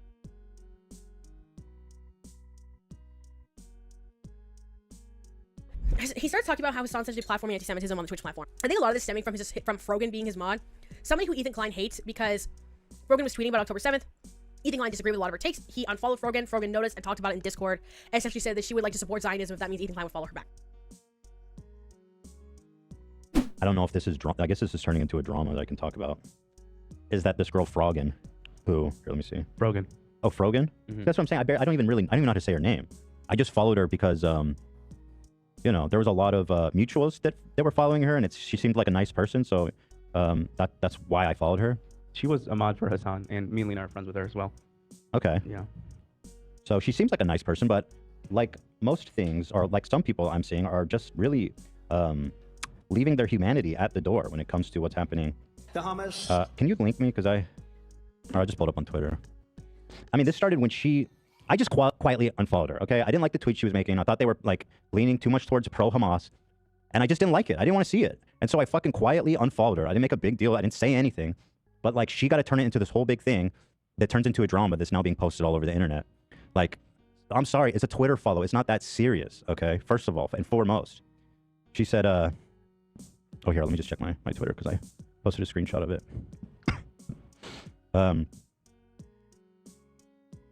She posted like, yo, one of my favorite YouTubers. Oh, let me find it. I didn't post that one. I'll just show the whole context here. Frogan. Oh, God. I'm not... And by the way, people are probably saying horrible things about her, too, which is why I don't want to show this general spray of horrible shit that people are saying. Oh, thank you, AB. I saw this. That face when one of your favorite content creators unfollows you for being pro-Palestine. Like, first of all, the framing of that is fucked up, okay? Let's not even go there. Second of all, thank you for saying I'm your favorite content creator. I mean, that's flattering. You know, we appreciate all the audience members. And you know, I'm flattered by that. But saying, you don't even know why I unfollowed you. You don't know, you have no information. We've never even talked. And so people start somehow, oh, this is how people figured out that it was me. Once again, I saw that and I wasn't going to say anything. It's like, whatever, fine. You know what I mean? Like, vent, do whatever you want to do. The hummus. So I guess this from her Discord got leaked. She said, Ethan Klein followed Frogan. This is from our subreddit, I think. Ethan Prob was like, this damn Arab supports Hamas. That's not funny. That's not funny at all. Like, the whole framing of this is really fucking cruel. Ethan, I'll support the IDF. Refollow me. I don't support the IDF either. It's not funny. So that's the framing of it. And then the reason I unfollowed her, because apparently she wants to know, is because of this tweet specifically and a few others. But this is the one that I was like, I don't want to see this anymore. She said, leftists preach and foam at the mouth at the thought of a revolution happening in America. But as soon as it happens in the Middle East, what they're doing is wrong. Now, this, to me, I'm interpreting this as, let me read what I wrote. I don't want to say anything out of pocket, but I don't fucking like that. People are talking about me unfollowing Frogan, so I'll explain why. Since she wants to talk about murdering children and burning families alive in their safe houses is not a revolution, it's a massacre. And if you think that's what revolution is supposed to look like, I'm terrified for your idea of an American revolution. Okay? She goes, but as soon as it happens in the Middle East, what they're doing is wrong. She's implying that what Hamas is doing is right. I mean, she's basically all but saying it. She's saying, as soon as a revolution happens in the Middle East, then all of a sudden what they're doing is wrong. She's saying, in her opinion, that what they're doing is right because it's a revolution. And what she's talking about is Hamas. It's up to 1,500 people, innocent civilians, not settlers, not combatants, children, babies, elderly. People were viciously and, you know, it was just wanton, blatant, full-blown murder, massacre, depravity. Okay? And if you think that that's right, then I don't fucking want to know you. They're burning families alive in their safe houses, killing babies. They found 40 dead fucking babies at this kibbutz where like tons of people got killed. Now, I don't know if they were beheaded, okay? And some people really care about that detail. So to me, the 40 babies is enough to just, you know, I think shooting a fucking baby's body with the AK-47 is barbaric enough.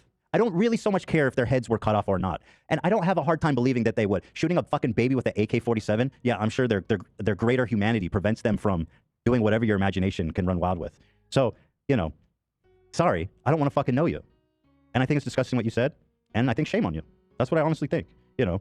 And I'm going to sit here until I'm blue in the fucking face talking about how the IDF is a genocidal criminal institution, that Netanyahu should be tried for war crimes. He should immediately resign. I can tell you that the West Bank settlements are basically an act of war, and I don't really believe even that settlers are civilians in the same way that the people who were murdered are. I can tell you that what Israel's doing in Gaza is as evil as it can be, as evil can be, just what they're now doing in response to this, which is blowing up, leveling neighborhoods, cutting off water, power, food. I can say that till I'm blue in the fucking face, so I don't want to hear any goddamn person saying that I'm a Zionist, which, by the way, is a dog whistle for anti-Semitism. I'm not a Zionist. The only reason people call me a Zionist is because I'm Jewish, so explain to me how that's not anti-Semitic. Not a Zionist. Never talked about Zionism. Never talked about Israel having a God-given right to exist, or whatever the fuck Zionist, whatever they think Zionism is, or whatever it means. So, I'm sorry. You know what I mean? If you can't acknowledge the horrors that are befalling both sides, then whatever peace you're fighting for is a joke. You know, if you're just gonna sit there callously and dismiss 1,500 people being murdered the way that they were, so gruesome, so fucked up, so undiscriminate. If you're willing to gloss that over, then how the fuck are you ever gonna find peace with Israelis? How? It will never happen. In fact, the only way this conflict ends, if you're unwilling to see the humanity of murdered civilians just because they happen to be Israeli, is probably with the genocide of all fucking Israelis. Because how else does this end for you? Because apparently revolution is good when it's killing civilians on a massive, unmitigated scale. going house to house, murdering families, parents with their kids right in front of them. So these people who are like leftist peace, they want a free Palestine.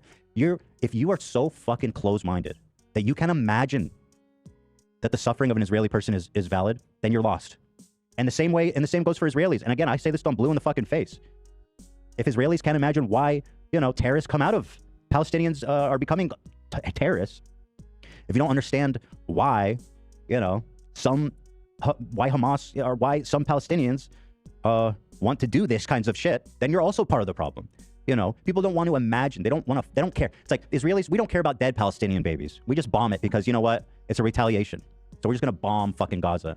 And on the other hand, these woke leftists fucking, I don't know what you call this branch of leftism is, but they don't care about 1,500 civilians being mass murdered, raped. Yes, raped.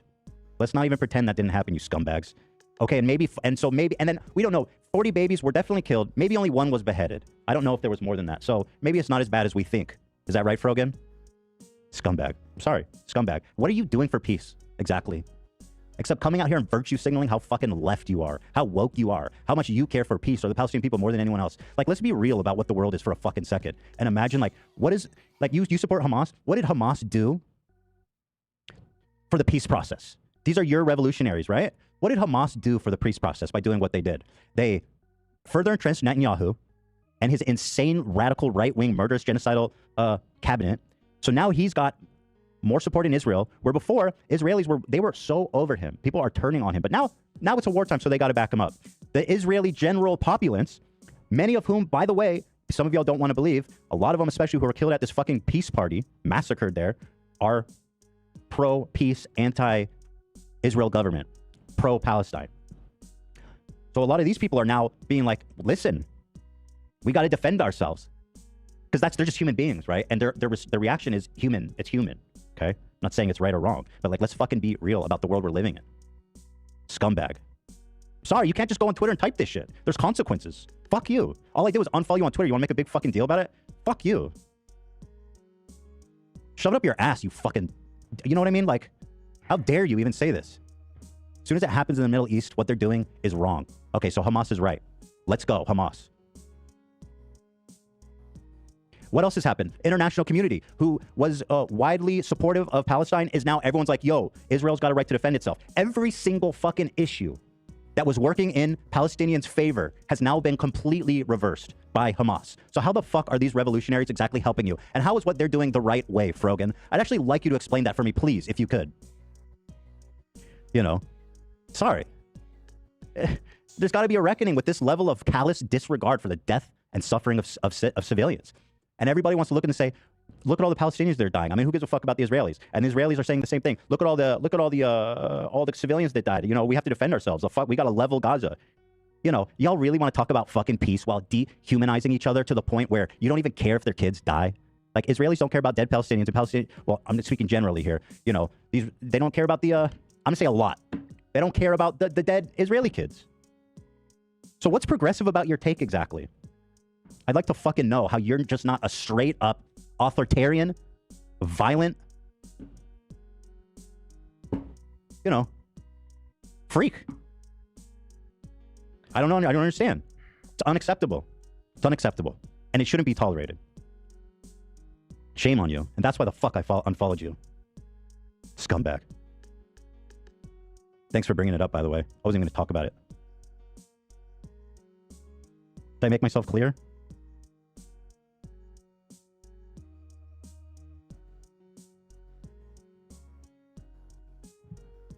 That's all I have to say.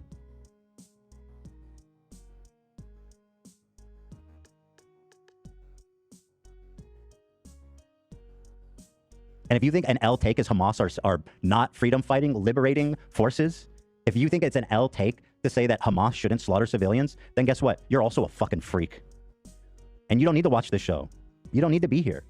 You know what I mean? Like, I love everyone that watches this show, and I know the vast majority of the people probably agree with me. Or even if they don't, right, they can at least see they understand my upset, why I'm upset. right? But if you want to go and chat and type L take and all this dumb shit, like, you don't have to be here. You if you're pro Hamas, go, you know what I mean? Go join one of the fucking rallies in Miami or New York where they're saying gas the Jews and holding up swastikas. Go join them, because guess what? They're the ones rooting for Hamas right now. You go be with them, because this is not one of those places. And I don't know how much more I can fucking say that I support Palestine and Palestinian people in the most extreme goddamn way possible. How much more can I say it? But you all don't want to acknowledge Israel's suffering, and you don't want to acknowledge why Israel is now bombing Gaza, which is monstrous, genocidal, fucked up. They shouldn't be doing it at all. If it was up to me, if I was genuinely, I wouldn't bomb them at all. For me, it'd be a time to reflect, to think, and to think about how can we address this in a way that doesn't prolong the fucking further slaughter of civilians. Okay? I don't know what more I can say. But if you don't have the imagination to understand that there's grievances on both sides, to the point of having the empathy to understand, then there will never be peace. Ever. People say, what's your plan for peace? How can we even talk about a plan when people don't care about the opposing side's children dying? Why are we even entertaining the idea of peace when Hamas are freedom fighters? And same goes for the Israeli, the IDF, who's just bombing fucking Gaza, and all the psycho, ravenous, genocidal monsters that are pro-Israel to the point of being like, let's just level Gaza so everyone's living in tents. Like, I'm fucking sorry. And I'm tired of people acting like a 75-year-old land dispute with like thousands of years isn't fucking complicated to the point of understanding that there's a perspective from both sides. It's pathetic. It's shameful. And if you care about peace, that will never amount to any real change. In fact, you're part of the problem, because you're never going to reach Israelis. Ever.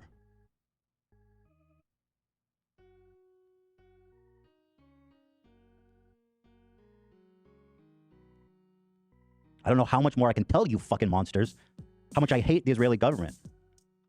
Without you calling me a Zionist, by the way. And if you see a person calling me a Zionist, just know that they hate Jews. And there's no other fucking way to say that. Because I am not a Zionist. I've never talked about Zionism. And the only goddamn reason to call me a Zionist is because I'm Jewish.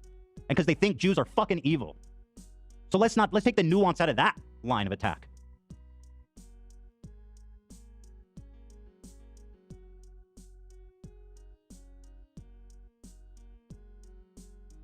So that's why I unfollowed you, Frogan. Shame on you. Hope you have to fucking rationalize what you said. She liked it so much she retweeted it. She doesn't care about peace. She just wants Twitter likes. Let's be real. You know what I mean? She just wants to know that the other lefties, they just fucking care so much. But they don't. Because they're doing the opposite of helping. Some of the shit I've seen, it's just fucking dark, man. And that's all I have to say about that. You know what? I don't know. She probably does care about Palestine. You know what I mean? She does. But she does. She does. Okay? But it takes more than that if you actually want peace. It takes more than that. You have to care about all people, all civilians, kids. You have to care about all of them. They all have a right to live. Israelis, they were born there. They don't have a fucking choice. The borders are closed on each side. They can't leave. So their only crime is being born there, right? Same as the Palestinians that are born in fucking Gaza. And so their sentence is death for being born somewhere? Shut up, scumbag. That's all I have to fucking say.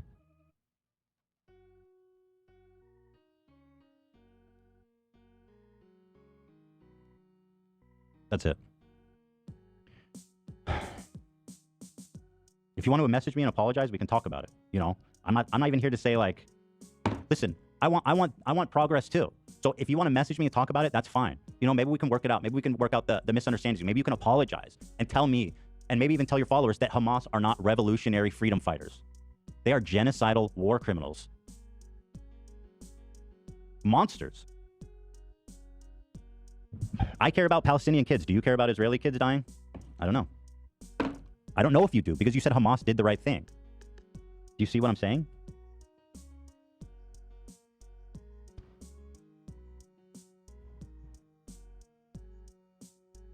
All right. Let's go to a break. Just go to a card or something for a few minutes.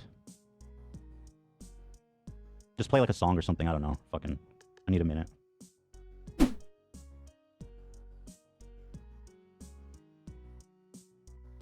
As these sort of progress, you get into what people have been referring to as the Instagram story crash out. This has been something that a lot of people have DM'd me wanting to know about. And I've talked about it in private with people, like with text messages and stuff, because some of them have just been so heinous that I'm just like absolutely caught aback by this thing's like the existence of these posts. Citation where Citation where? So one thing he focuses on is this one Yemeni teenager that Hassan interviewed, who Hassan claims is not a Houthi, who Ethan claims is a Houthi, and then Ethan pulls up all these different posts and stuff, and then claims that all these, the Yemeni kids are Houthi, and Houthi people hate Jews, and all that kind of stuff, and a lot of nuances to that, obviously. So, let's start with the Houthi flag. Here is their official flag of the Houthi terrorist organization. It says, Allah Akbar, death to America, death to Israel, curse the Jews. A lot of nuances to that, obviously.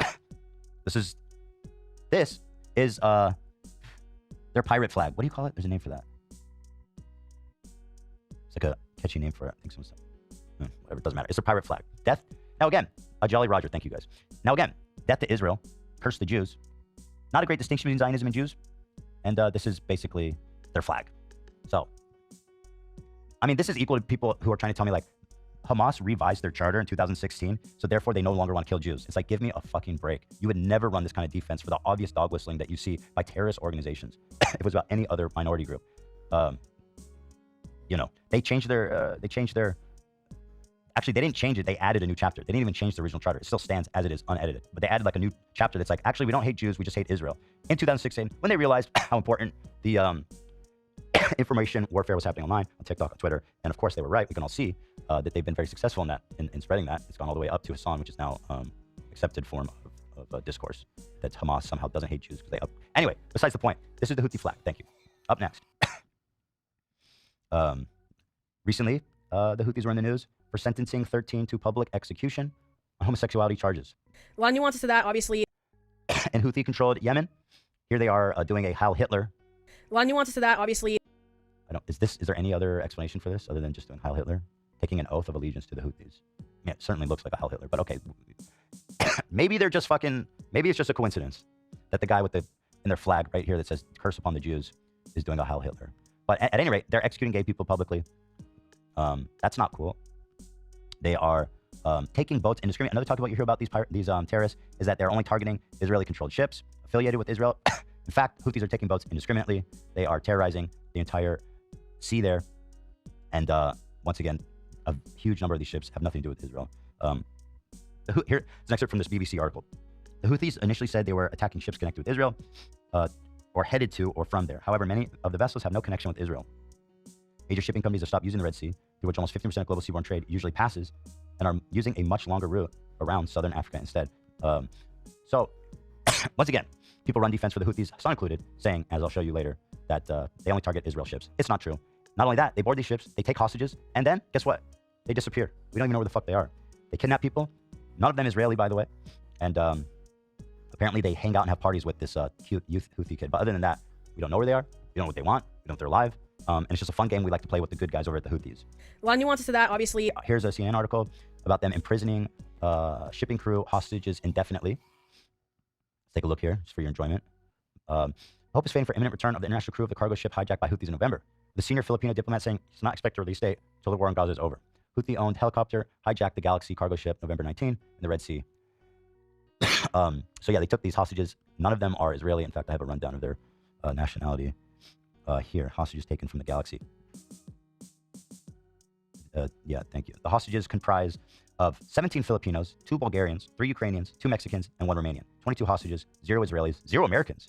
I mean, even the only European one is Ukrainian. Yeah. And so, what did I say? What did I say? Anyway, what I meant to say, 2 from Bulgaria and 1 from Romania. That's correct. Okay. Excuse me. So they've taken a ton of hostages, none of them even relevant to this conflict, and they are holding them indefinitely, and nobody knows what's going on with them. If they're alive, if they're dead, if they're being treated well, if they're being mistreated. It's a mystery. They're probably trying to shake down countries, sell back the hostages, or you know, just, I don't know. But that's what's going on with the great guys over at the Houthis, kidnapping random working class people from random countries. And by the way, may I say that crew is extraordinarily more multinational. I mean, we should be, what a global workforce they have there. Excuse me. Here it gets better. The Houthis have been arbitrarily kidnapping aid workers helping in the famine in Yemen. There's a terrible famine happening in Yemen. Terrible humanitarian crisis. But the Houthis have decided to start arbitrarily kidnapping people who are there to help the humanitarian crisis, their charity workers. And once again, just like the hostages, they're kind of just disappeared. They don't know where they are, what's happened to them, if they're dead, if they're alive, if they're safe. They just kind of took them, and that's that. A lot of nuances to that, obviously. A press release from the United Nations. Just to read a quote here. The targeting of humanitarians in Yemen, including arbitrary detention, intimidation, mistreatment, and false allegations, must stop. And all those detained must be released immediately, they stressed. Yeah. So they're not, frankly, trying to help the humanitarian crisis happening in their country. And it's tragic. It really is. These are not good people. In fact, they're quite evil, it seems. So, with all that being said, I feel like I've established that the Houthis are a terrible group of people. I'm sure there's a million other things I can say about them. There's a lot of nuances to the Yemeni teenager as well. Moving on to the next one. It made me think of this tweet from our wonderful Houthi pirate, the cute Houthi pirate that Hassan interviewed. And I remembered this tweet he put out. Just a cute tweet from our favorite Houthi. Same people telling me to kill myself love this guy. And that's true. They do. They love him. Hassan interviewed him. He hypes him up even as recent as like this week, okay? This is a tweet he put out. The execution that we will carry out on all Zionists. And it features somebody whose arms is tied behind their back and they've been impaled by a spike through their asshole and up and through their mouth. Now, I would like to know what people go, Hassan talked to him and he said he's not a Houthi and he says he doesn't hate Jews. Why is it you understand how this works with every other minority group? Like, do you really think that if I asked this guy, like, tell me what do you think a Zionist is, that he would have some nuanced answer about the difference? I mean, as you'll see, this kid is a rampant anti-Semite and a violent Houthi terrorist, which I will prove to you guys, in my opinion, beyond a shadow of a doubt. However, so like this kind of rhetoric, frankly, disgusts and scares me. People call me a Zionist. People call my wife a Zionist. It's my family. It's my children's life, okay? And this is a guy someone who I consider a friend, is talking about how cute and funny and awesome he is. Well, the immediate reaction to this was our subreddit getting mobbed by Hassan fans, probably snarkers, overwhelming the comments, overwhelming it. Now, here's where they say, top comment, this dude isn't a Houthi. He literally said it in an interview with Hassan. Like, how fucking obtuse are you, seriously? Like, David Duke says he's not a Klan member and he doesn't actually hate black people. It's like, okay, so I guess he doesn't. Like, are you fucking dumb? Okay, I'm getting too emotional. I'll calm it down. But yeah, obviously, he isn't a Houthi. He literally said it to Hassan. Okay, great. Also, this is the part that they go after. This tweet is fake. Just like Ethan, you morons have been duped. Now, I'm thinking to myself, I saw this tweet. I remember it. This is a real tweet. What's going on here? Then people uncritically start accepting it. Wait, for real? Jesus Christ, the misinfo is nuts. Then they respond, yes, and psychophants that are willing to believe Muslim Arabs are inherently evil will fall for this, like Ethan. Now, excuse me. I said this kid's a piece of shit and all you heard was Arabs are evil. I mean, what the fuck is wrong with you, dude? Like, why is that what you heard? Continuing, here's a Hassan. Both of these, this guy's a Hassanabi head flare. Honestly, it's really sad watching Ethan slip into this rabbit hole and showing his bias. Brings back memory of that Forsaken Leftovers episode when he wouldn't even engage with Palestinian plight and kept saying, what about Israel? I know what he's talking about exactly, but essentially, they've all, and this is just an excerpt, but the whole chat was like, this is misinfo. Ethan's like lying, and this kid is innocent. He would never tweet this. He would never ever tweet this. Moving on to the next one, I did a tiny bit of research and I found the archive, thankfully. I would have lost my mind if I didn't, because I swear I saw it. Here's the tweet. It happened. The execution that we will carry out on all Zionists. Here it is from this kid, July 23rd, 2024. By the way, he's banned on all social medias, and there's a reason for that. It's because he's a fucking terrorist and he posts shit like this. Okay? Does that surprise anybody? I said, so now that we've proven it's real, I suppose we'll see a lot of apologies and corrections. Of course, we did not see that. But kind of what continues to shock me is, people on the left are so hypercritical of MAGA people being like divorced from reality and not listening to reason and not acknowledging facts and kind of just thinking, and whatever they think is real, they speak and it becomes real. That's literally what just happened in that chat. I posted something that was true, and because it went against their dogma, they swarmed our subreddit to accuse me of lying with zero evidence, and people uncritically believed them. That to me is disturbing, and that to me is dangerous. So first they said the tweet was fake about the killing Zionists with a pike. Okay, that's proven real. But then they say, well, he's not a Houthi pirate. He's just like a cool, awesome Yemenis kid who's kind of just like good kid, Mad City or whatever. Kendrick reference. Not now, Ethan. Do you think it's not? So I'd like to explore that accusation that he is not a Houthi. Okay, let's look at some of the evidence. Here he is with the AK and combat fatigues. Now, in poverty-stricken Yemen, do you think it's possible to get Yemeni? Thank you, Yemeni, not Yemenis. Do you think it's likely to get an AK or an automatic assault rifle in Yemen, poverty-stricken, if you're not affiliated with the Houthis? I mean, Houthis, guns are expensive as fuck, and it's kind of surprising, dude. And I just continue, dude. There's so much evidence this dude is Jew-hating terrorist. Just say you support the Houthis. Stand on your shit. Again, I respect that. Just say you support the Houthis, which his son does, and we'll get to that. But so here he is with a rifle, and again, okay, maybe he found that. I don't know how you get a high-powered rifle in Yemen without being affiliated with the Houthis, living in Houthi territory, but maybe he found it. I don't know. Here he is on top of a boat. Ship, we bombed a ship. This is him on a boat in the sea that was commandeered by Houthis. Here he is. This is a translation that it wouldn't translate for me in the pictures, but feel free to do it. It says, ready to sacrifice, longing for martyrdom on top of a pirated vessel. Maybe he's talking about, maybe he's talking about something else. I don't know. Longing for martyrdom, ready for sacrifice. Who knows? Maybe he's talking about something else, you know? It's possible, right? Here he is singing a little ditty on TikTok. It goes, do you threaten us with what we are waiting for, son of a Jew? Nice little ditty there. Once again, clearly making a healthy distinction between Jews and Israelis. But just because he told Hassan through a translator once that he doesn't hate Jews, just Zionists, we're going to give him a pass. He's a good kid. And actually, we should prop him up. He's awesome. He's hot, by the way. Cute kid. So that's good. Yeah, that's fucked up. And now I'm giving myself a note to look at number 12. One moment. Here he is. Now here, this is from a story. This is from the interview Hassan did with him. At the time, I have to admit, this interview blew my mind. I thought that this would be a bridge too far and that Twitch would step in and do something. He's interviewing a terrorist. And it's not that he's interviewing a terrorist, because I've seen Hassan try to deflect this saying, oh, CNN reached me, BBC reached me, they want to talk to him, therefore it's real journalism. Hassan did not ask him one critical question. In fact, the opposite. It was a complete puff piece where he sucked him off, elevated him, was uncritical. And even in the moments of absolutely insane statements like this, he essentially covers for him and acts like ignorant. Chinese people, but one of the captain was Chinese, and he did caught with them, and he danced to music with them, and he was vibing, so he likes them. Yeah. So I mean, what? Yes, he just admitted to being a terrorist who was hanging out with hostages. That's literally just what happened, and Hassan knows it. That's why he's laughing a lot and trying to deflect. That's so crazy. Yes, it is. So they're just chilling with the captains. Like, I don't understand. You don't understand? Why would? Do you think anyone would just get access to hang out with like these hostages? Why would he be hanging out with hostages? I don't know. But Hassan does a good way of deflecting it and being like, oh, no, this is just funny, silly stuff. You know what I mean? Awesome. Moving on to the next part. Here's more terrorcore tweets, I like to call them, from our friend Luffy IRL. There's a couple more for you guys to enjoy. This one is whatever. This one is the ships we bombed and sank. Okay, not him, because he's not a Houthi, but apparently they bombed and sank stuff. To every Zionist, I will put this into your stomach. It's him once again with a assault rifle, looks like an AK-47. So that's the second death threat he's made against Zionists. And of course, as we know that he loves in the song, son of a Jew, we will kill you. There's a healthy distinction here between Zionists and Jews. And therefore, why should I care at all that Hassan is propping up a dude who's threatening to kill Zionists, who clearly has no healthy distinction between the two?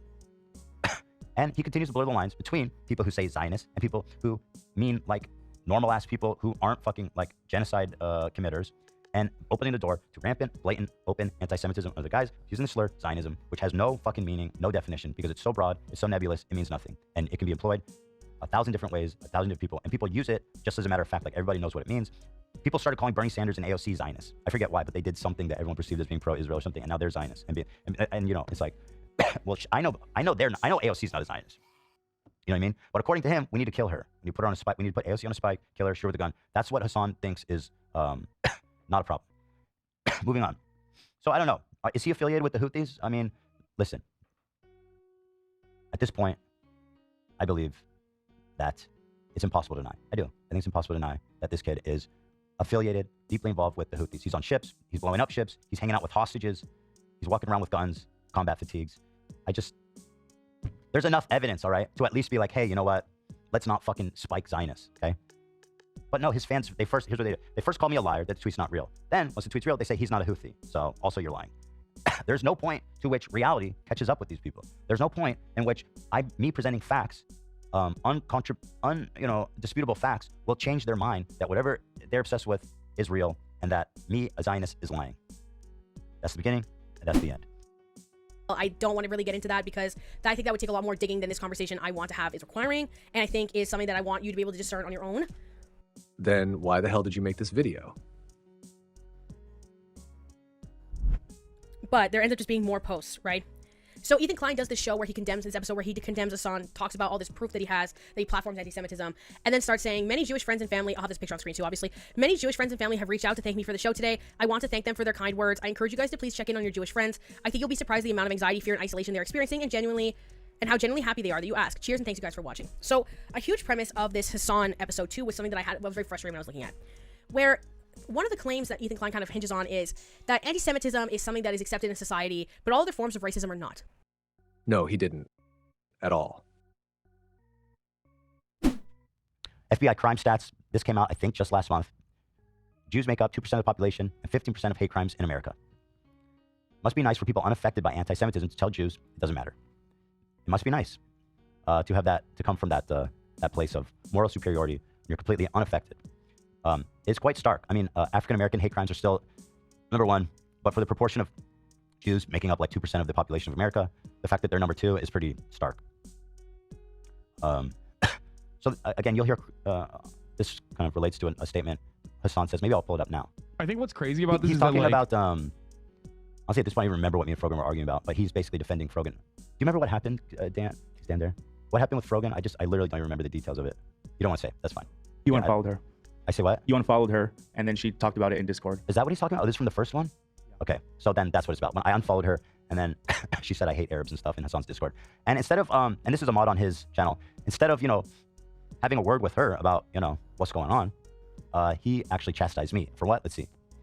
Ethan is very frustrated and very emotional in this moment, but doesn't recognize that, like, perhaps a Lebanese woman who's a hijabi in the United States of America could also be very emotional in this exact same moment. You know what I mean? Like, that's what's so... And the reality of the matter is, anti-Semitism is an unacceptable form of bigotry, whereas Islamophobia is a very acceptable form of bigotry. So being the bigger person in this situation, regardless of your feelings... So anyway, and God forbid you actually read the chat. But what I'm hearing, frankly, is that anti-Semitism is not really an issue. And so you shouldn't, your complaints are less equal than Frogan's complaints because Islamophobia is more serious than anti-Semitism. Despite, by the way, the fact that, as I pointed out, in reality, or not the opposite, because there is Islamophobia, but like this claim that anti-Semitism doesn't exist because everybody knows it wrong, as I perceiving it, is absolutely false. I've never seen more open anti-Semitism in my life, my whole life. The way that it's being normalized by the left and the right, and it's being kind of, in a case like this, he's normalizing it. He's normalizing it, he's greenlighting it. Again, FBI stats. Jews are number 2. 2% of the population, 15% of all hate crimes. Okay? This is all I'm here. This is what I hear. This to me is disgusting. Frankly, it's disgusting. It's a disgusting thing to say in the face of rising anti-Semitism, which once again, apparently has nothing to do with Zionism. Ethan is... So why is it, that like when Stop Asian Hate, that movement happened, when, these terrible hate crimes were happening to Asian people during COVID, of like random acts of violence in New York City and elsewhere, the people like Hassan, excuse me, and left rallied behind them. Nobody said, well, there's a chance China let it out of a lab, so, maybe the problem is that you need to get a hold of China. Maybe you wouldn't be getting punched in the face if China wasn't locking down its country and whatever. That's what I hear from people like Hassan. And very emotional in this moment, but doesn't recognize that, like, perhaps a Lebanese woman who's a hijabi in the United States of America could also be very emotional in this exact same moment. You know what I mean? Like, that's what's so... And once again, comparing actions, I quietly unfollowed her to avoid any problems. She was posting what I perceived as sympathetic posts, encouraging and glorifying Hamas violence against Israelis. Do you want to see it? I unfollowed her. She started making a huge scene, including going into Hassan's community as a moderator and saying, I hate Arabs. The actions are not equal, not even close. The reality of the matter is, anti-Semitism is an unacceptable form of bigotry, whereas Islamophobia is a very acceptable form of bigotry. So again, her problem with Islamophobia is worth listening to. It's very real, and we have to listen to her. And frankly, she can't really do anything wrong. It seems like no matter what, because she's emotional, or she's a woman who's wearing a hijabi. He said, I don't know how to say it. Hijabi. Yeah. And so therefore, what? She gets a pass on everything, and I never get to complain about anti-Semitism, even though Jews on a whole, according to FBI stats, there's more hate crimes against Jews than there are at this moment than Arabs or Muslims, according to FBI stats. Now, I'm not saying it's not important. I'm just saying what he's saying here is factually wrong. It's just an outright lie to make it seem like Jews are complaining about something that doesn't exist, even though they are. And it's a gaslighting campaign that continues to go on. Telling people that anti-Semitism doesn't matter must be awesome and nice when literally you don't care.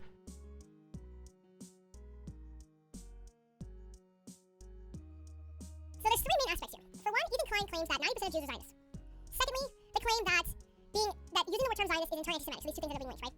Tertiarily, there's the claim of anti-Semitism being the worst and being the highest rise and being whatever. Now, obviously, anti-Semitism as a concept is very ingrained into Western culture and in cultures around the world, which is really, really obviously evil and unfortunate and tragic, right? And again, I've talked about this when I talk about fake conspiracy theories, I talk about right-wing politics, I talk about the red pill, I talk about all that kind of stuff. So I demonstrated that as a fact in the conversations I've had before. The thing is, and this was the same argument I had with somebody in my personal life last Christmas, was, sure, yes, but do you also think being Arab in America is a cakewalk? I think this is a nuance that's missing in most of Ethan Klein's conversations. And when we talk about these types of things and these differences, I bring up a Bill Maher video. My best friend, who I definitely don't did a video, and I'm gonna look up right now on my computer as I'm saying this what year this was. Because I just saw it on Twitter recently. What was it called? So this was a video from 11 months ago. Holy, oh my god, okay. I lied. Well, I didn't lie. Bill Maher posted it on his YouTube channel 11 months ago. So he's still co-signed. Okay, so this is still fully co-signed. It is called the Muslim Dior Fashion Show, which is clipped from the But I'm Not Wrong HBO stand-up comedy special. Now, I'm not gonna link it because I hate Bill Maher, and I'm also not going to. I don't want anybody to really look at it, and I can't clip it because I'm gonna get claimed by HBO. But all I'm gonna do is just put a still image on the screen. This flew, and didn't only fly, was incredibly successful. This is a representation in the media on HBO of mocking hijabi women. If you wear burqas and all that kind of stuff, right? Being Muslim, big part of it too, right? Because Bill Maher's whole shtick is the zero IQ take of if you believe in a religion, you're an idiot. Despite the fact that all of my arguments as Bill Maher hinge on the exact same structural conceptual frameworks, and I've never had an original thought in my life. But my father-in-law's gonna watch this and I'm gonna really bad Christmas. Anyway, there's even a line where essentially a girl shows her ankles, like because they're also all too short, which is besides the point. And then he like makes a joke about how she'll like be on a line, if you will, right? These representations can exist in American media and be openly accepted.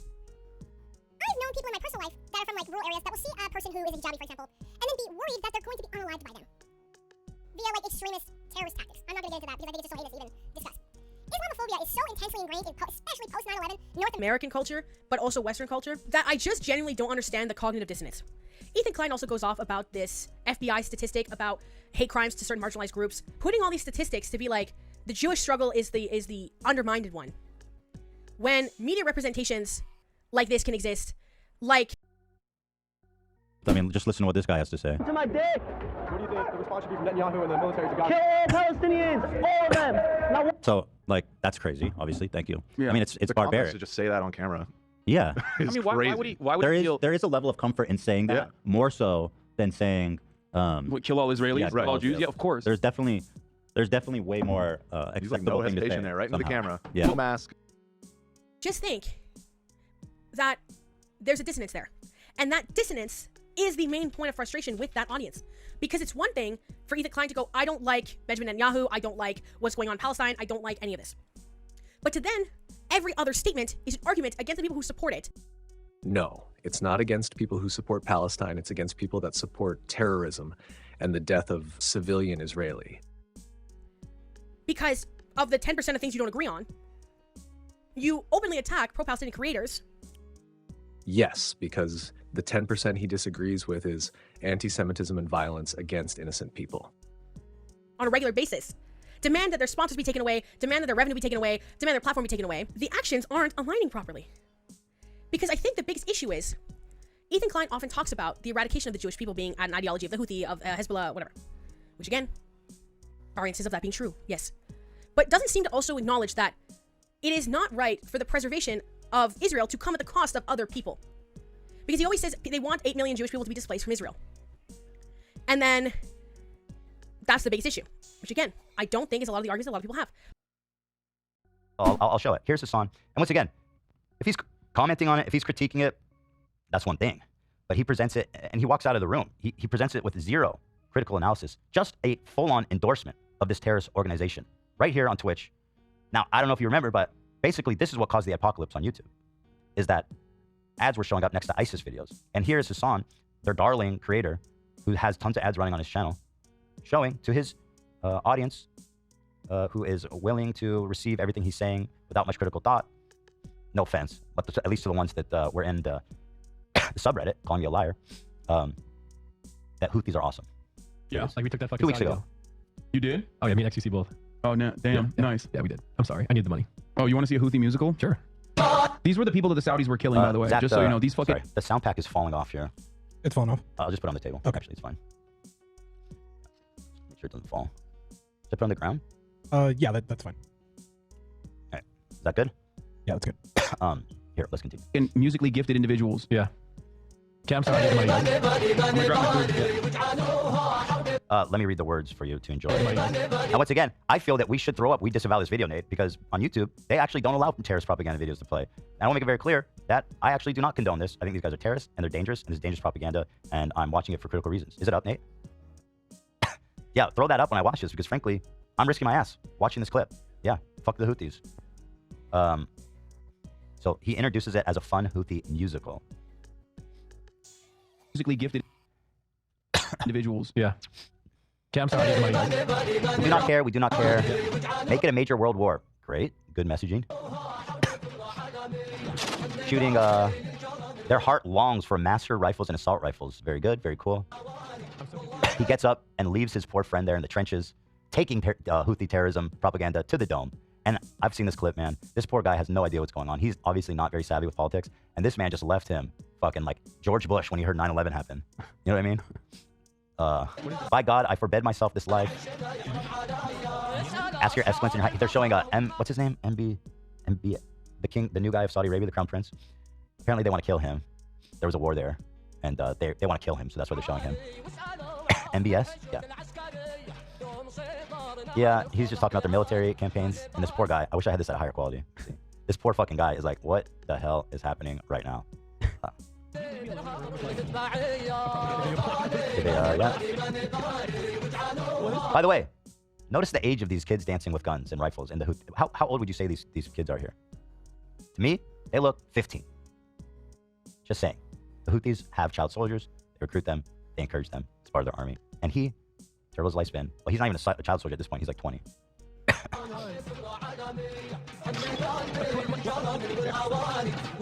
Hassan comes back from the bathroom. We've now digested 1 minute and 10 seconds of unmitigated terrorist propaganda. Here they are holding up the signs, as I pointed out. It says death to Israel, curse upon the Jews, death to America. Right there on display. A 3-minute video of... What do you mean a music video? When you said music video, I'm expecting like bad example, Chris Brown dancing, you know? No. They do musicals. They're very musical people. Are you being serious? Dog, what do you... Look, you think I made this? I know they're singing, but I'm seeing just guns and shit. This isn't a music video, Hassan. No, it is. They do musicals about like their fucking... like their actions all the time. Yeah, that's called terrorist propaganda. They do it to package it in a nice way, to appeal to a broader audience. And Hassan is doing exactly their bidding, more than they could have ever dreamed of, by broadcasting this directly into the main line of Twitch. And they love walking over. They love walking over like the American flag and the Israeli flag side by side. They will always like march on it. I'm surprised they haven't done it yet. We stormed Al Dude, Saudi military style. Again, they're just talking about their military exploits at this point.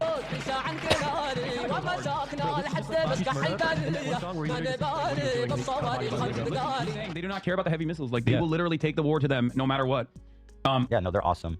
And once again, sharing very supportive, flowery, supportive language about the Houthis, who, as I've shown, is a disgusting, vicious terrorist organization. It's an act of for them. It's an act of resistance. You know what I mean? Oh, for sure. This poor guy, man.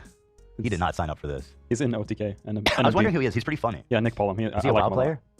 Back in the days, yeah. What does he do? Yeah, so he's a gamer. Originally a WoW player. I don't know anything about him, but I thought he was very funny and likable in these clips. Yeah, he's great. He's funny guy. Oh my God. He wasn't mean to Hassan, by the way, or like judgy. He was just like, what the fuck is happening? So he handled himself pretty well. Yeah, he's a funny guy. Oh man. Yes. You know what? I also took a McDonald's sponsor and I drink Starbucks. Ooh. I'm sorry. Don't hate me. Good job. So there it is. Yeah, that right there. Something similar to that caused the apocalypse on YouTube. Twitch, however, I think it's officially sanctioned by the CEO. I say that because he said Hassan's his favorite streamer. He released filmed forcing the Twitch staff to wish him happy birthday. He seems, by all accounts, to be a big Hassan supporter. And God bless him. You know, he's the CEO. It's his ship to steer. Interesting choice, though.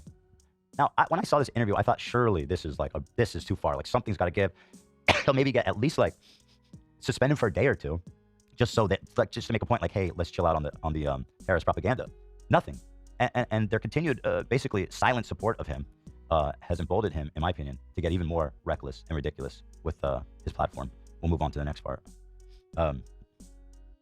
Moving on to this, he shows him another Houthi terrorist propaganda video of them hijacking. Oops, I'm docking a sec here, guys. 17.5. Oh, should I close my dock a sec? He shows him a video of when they board this vessel via helicopter and kidnap all these workers from different countries unrelated to the conflict in Israel. The Galaxy. Yeah. Sorry, I'm trying to find it. That would be this one right here. Thank you for waiting patiently. We have here it is. How should I pull this up? Should I download it? Yeah, let me just download it. Sorry, this was kind of put together the best I could with what time I had. Here it is, downloading. So yeah, here he is presenting this entire video, once again, with zero critical commentary. In fact, the opposite. Blatant encouragement and enjoyment. We have here it is. Is it Rust? Bro, they fucking, look at this. They got the Palestinian flag that they painted under the helicopter with the Yemen flag. They fucking overtake. They start overtaking the ships. And they're like, guess what, dog? No more trade to Like, Israel. If you're an Israeli, if you're owned by an Israeli corporation, or if you are actually sending ships to the Israeli port of, it's not Eilat, it's the other one that is now bankrupt. It's Eilat but that is suffering. what was the other port? Haifa, right? Is it Haifa? Is Haifa the bankrupt one? Anyway, there's a lot of information. I can't recall all of it. But they go, if you are sending ships into Israel, if you are owned by an Israeli subsidiary, if you're owned by an Israeli corporation, we're going to take over your ship. You cannot fucking use this trade route anymore. Guess what, bitch? It's our fucking territorial boundary, and we're going to enforce this until you stop doing genocide in Gaza. Because they say it. They're like, listen, the problem we so don't far, like you. of course, we're not a fan of you. is that okay? he's either wrong or intentionally lying. Although he's pretty savvy, so I have a hard time concluding anything but that he's intentionally lying. Because of course, a huge portion of the ships that they've attacked, commandeered, have nothing to do with Israel. And I'll also say Israeli imports are slightly affected, but totally fine. West Africa and poor countries like that are the ones being hardest hit by this terrorism, raising the cost of foods on the poorest countries that need it the most, and limiting their access to. But the problem here is, of course, that he's just straight up lying. They don't just target Israeli ships; they're attacking everybody, and that's called terrorism. And apparently, as long as you put a Palestinian flag in your terrorist propaganda video and say you're doing it on behalf of them, you get a pass. In fact, the Palestinian cause is an important cause, one that I support. As I've said, I've donated, I support. I desperately want the war to end, and I'm heartbroken by all the tragedy I see there. But certainly, I don't see how this is helping anybody. And of course, he's lying. He's doing Houthi propaganda by lying about what they do and who they are. This is a group of people that are like, no, we care about the Palestinians. We don't want you bombing them. So we're going to fucking take action. And we're going to try to punish you economically to the best of our ability. And by God, they started doing that, and they were doing it real well. So they started taking over these ships. They started targeting the ships. Appreciate the flowery language. They're He like, loves hey, where it. you going? Whatever, blah, blah, blah. If you're trying to get in there, we're going to fucking bomb you. Are there people on this helicopter right now? Yes. What do you mean? Of course there are people on this helicopter. What do you think, it's a fucking drone? Kind of, from this angle. No, there are people on this helicopter. Rude. This is By like the way, hostile Rude, business Sean, treatment? it does kind of look like a drone. Just saying. It was a reasonable question. Yeah, they're flexing. Here they are boarding the They're ship. coming in hot with guns. Yeah, but you have to understand this. Literally, is right? So, like, their a goal fucking is to CS:GO kill them. campaign. I feel like there's one of these maps for sure. Modern Warfare, yeah. Modern Warfare. Play.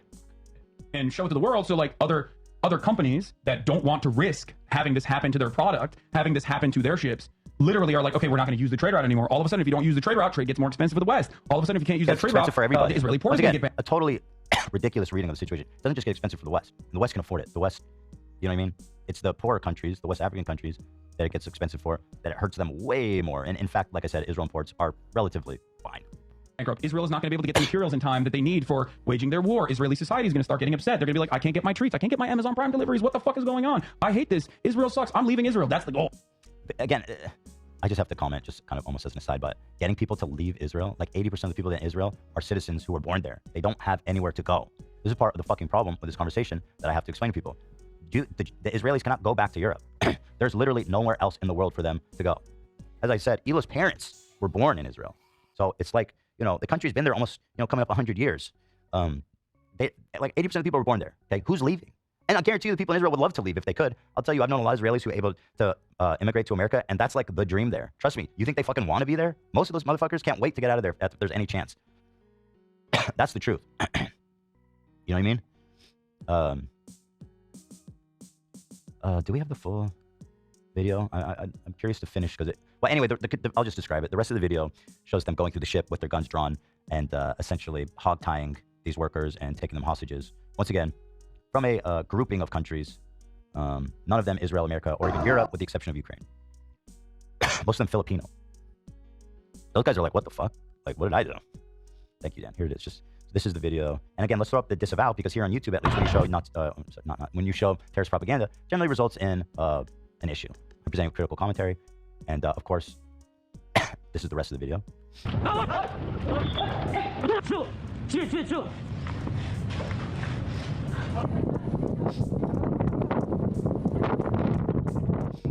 Yeah, they're just going through the ship, kidnapping people, taking the boat, yada yada. It's the whole thing. And so this is, again, the people that Hassan is uncritically hyping up as some kind of heroes, and totally. And by the way, everyone you saw in that video, by the way, who was being kidnapped, missing, unaccounted for. Where are they? That's part of the fun of being kidnapped by Houthis. Nobody knows. Where are the aid workers working in Yemen who are arbitrarily detained? Nobody knows. These are not good people. These are terrible people. These are religious zealots. These are violent, terrible people that are making the material conditions in Yemen, as far as I can tell, even worse in an already terrible situation. And Hassan is here running cover for them, whitewashing them, making them palatable to a general audience in the West, And all of this, once again, reminding you of their flag, it says death to Israel, curse upon the Jews. All of this contributes to a rising sense of anti-Semitism, of unsafeness that Jews feel around the world. And this, once again, blurring the line of the phrase Zionist with Jew. So there is that. Hassan can go out there and glaze an international terrorist organization and its leader and glaze up Hassan Nasrallah like he's a fucking great dude. Hassan Nasrallah was assassinated. Hezbollah is a paramilitary organization that is also a part of the Lebanese parliament. Do you like them or no? I think as a resistance group, they're pretty successful against Israel. They are a terrorist organization. Like they're designated. They are designated by the American state as a terrorist organization. I do not like them then. Well, like I like what you like. I don't have an issue with them. Let's just say. I'm going to give you guys a crash course on Hezbollah. Let's start back from the beginning. 1983, suicide truck bombing of the U.S. Embassy in Beirut. 45 embassy staff were killed, 34 injured. They bombed the French Marine barracks in Beirut, 300 dead. Attempted murder of the head of the Turkish Jewish community. Suicide bombing of the Argentine Jewish Mutual Association building in Buenos Aires, 85 killed, 300 injured. I don't have an issue with them. Let's just say. Bombing of a restaurant near the U.S. Air Force Base in Spain, 18 killed, 83 injured. Car bombs of the U.S. Embassy in Beirut, 11 killed, 58 injured. Hijacking of Kuwait airline planes, killed 4. Suicide bombing at the Israeli Embassy in Buenos Aires, 29 killed, 240 injured. I don't have an issue with them. Let's just say. Suspected of carrying out suicide bombing missions against Israeli vacationers in Bulgaria. Indicted for the assassination of former Lebanese Prime Minister Rafik al-Hariri. I don't have an issue with them. Hezbollah participated in the Syrian civil war on the side of Assad, violent dictator. They're responsible for the genocide of well over 500,000 Syrians. Here's an article from Amnesty International. Syria, surrender or starve, strategy displacing thousands, amounts to crimes against humanity. Does that sound familiar? I don't have an issue with them. While the Syrian government's stated aim has been to vanquish opposition fighters, its cynical use of surrender or starve tactics has involved a devastating combination of sieges and bombardments. I don't have an issue with them. These have been part of a systematic as well as widespread attack on civilians that amounts to crimes against humanity. Sounds like what Israel's doing in Gaza. I don't have an issue with them. Relentless attacks on civilians, in addition to immense suffering caused by siege tactics, deliberate attacks on civilians and civilian objects cause unimaginable misery. The government and Hezbollah forces burned agricultural fields just as a form of punishment, even though we couldn't access them. I don't have an issue with them. Once again, sounds like what Israel's doing in Gaza. As of May 21, a minimum of 580,000 people is estimated to have been killed, with 13 million Syrians being displaced and 7 million refugees forced to flee Syria. I don't have an issue with them. Let's just say. Here's some quotes from Hezbollah leaders, including Nasrallah. Our struggle will end only when this entity, if Israel, is obliterated. We recognize no treaty with it, no ceasefire, and no peace agreement. According to Shal-Shai, Nasrallah said in a speech delivered in Beirut, "What do the Jews want? They want security and money. Throughout history, the Jews have been Allah's most cowardly and avaricious creatures. If you look all over the world, you will find no one more miserly and greedily than they are." I don't have an issue with them. If we search the entire world for a person more cowardly, despicable, weak, and feeble in psych, mind, and ideology and religion, we would not find anyone like the Jew. Notice, I do not say the Israeli. I don't have an issue with them. Badi Kainban, in his 23 October 2002 article, quoted Nasrallah as saying, "If Jews all gather in Israel, it will save us the trouble of going after them worldwide." The history of Jews has proven that, regardless of the Zionist proposal, they are a people who are evil in their ideas. The state of the grandsons of apes and pigs, the Zionist Jews, and he condemns them as the murderers of the Prophet. According to Hassan Nasrallah, he said, the Jews invented the legend of the Nazi atrocities. I don't have an issue with them. Let's just say. So my point is, if you're going to come down so hard on Ela for what she said, where's the energy when Hassan defends Hezbollah and Hassan Nasrallah, who is a violent, genocidal, anti-Semite, who mass murdered Syrians and committed terrorism all around the world? Where's all the 8-year subscribers flooding into his community saying they can't follow him in these footsteps anymore? I can't believe I'm calling Nasrallah base. I mean, listen. You have to remember something, okay? A lot of these dudes, you see them in their fucking fits, and you hear about, like, some of their attitudes about, like, gay people, for example, and you immediately fucking resort to Orientalist perspectives, not realizing that these motherfuckers are better read than you by a million, okay? Like, it's not a broken clock situation. No, dude. Half of these dudes literally get educated in America and in the UK. What the fuck are you guys talking about? This is why it's Orientalist. To literally look at these dudes and go, oh, no, they're fucking barbaric baboons, and, like, sometimes they get this shit right. No, dude, he knows. It's crazy.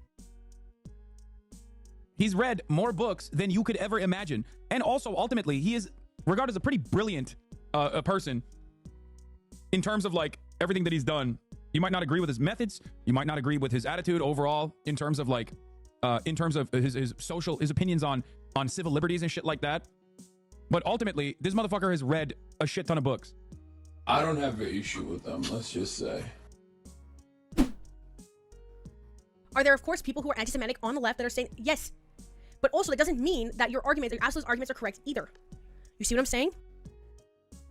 No. That there is, to a certain degree, a nuance to these things, and a nuance that I'm so scared of that I'm not relaying properly. You're not. But the preservation of the Jewish people in Israel should not be coming at the cost of Palestinians. Shouldn't be coming at the cost of Lebanese people. Shouldn't be coming at the cost of Yemeni people. And that's the main point the audience isn't liking, because Ethan seems to be pushing the contrary. And you can add in your little anecdote that you don't like it, but when everything else surrounding it seems to not relate, That's why people are feeling the way that they're feeling. What? Ethan Klein requests Nuanced for his takes, but asserts his own opinions on others. For example, the Twitch panel with the Love Sabra category, talking about the Habibi Pass. This is a joke that can be taken too far. It is also a joke that I've seen in other contexts. Hassan brought up a tier list of having, for example, with Black Americans, who's invited to the cookout versus something like people who make box mac and cheese or something. I can't remember the analogy, but anyway.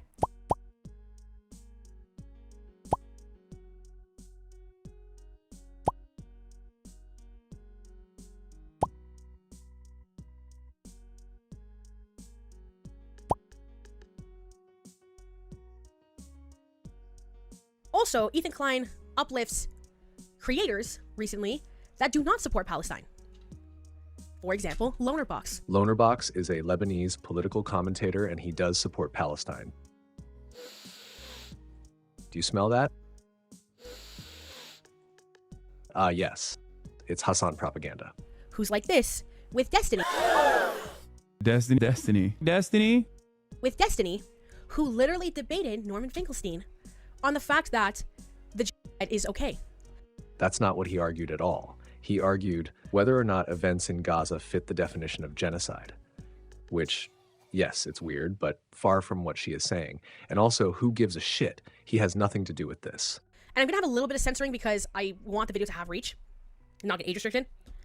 But they're just contrary to each other, right? Lonerbox specifically pissed me off because, for example, and this is a clip that was circulating as well, Lena, AB, and Olivia ask about aid, they ask about the civilians, and Lonerbox just keeps going, well, I'm not understanding your question, and then just dancing around it. Because he doesn't have an answer. Citation where? Citation where? There's new civilians die as well. So do you think that happens on both sides? Do you think that happens from the IDF as well? Do I think where what happens from civilians the get, IDF? innocent civilians get killed? In what sense from the IDF? Like, because I'm hearing you talk about it a lot on from Hamas coming into Israel and doing that, but I'm not hearing the other way. I was just curious. Because to me, it's a much more black and white thing. I don't think anyone can defend settlers. I went to Israel and Palestine in the summer and interviewed people from both groups. The most frustrating conversations I ever had there was not with Palestinians who sympathized with resistance or anything like that. The frustrating conversations came from settlers because on the one hand, they would do this thing where they would say, yeah, we're here because Israel's a small country and we need to expand our frontiers so it's harder for people to attack us, right? Like, if we weren't here, the terrorists would be closer to Tel Aviv, right? It's a small country and all that kind of thing. But they'd also talk about how this is historic Jewish land. This is Joseph's tomb and Rachel's and the tomb of the patriarchs. And I would try to ask this question where I'd say, like, okay, if the security issue was not a problem, would you give up this land for peace? And they wouldn't answer, they would kind of skirt around the question. And I felt like such an idiot. I tried like 3 times to rephrase this question because I thought they just weren't understanding what I was trying to say. And they just still wouldn't answer. And I said, yeah, because, yeah, those people they're expansionists. They just want territory. They don't care about the security. It's just something that is easier to sell to the rest of the world. So I think there's a lot that needs to change with regards to policy from Israel's allies. And I think settlements is a really big thing.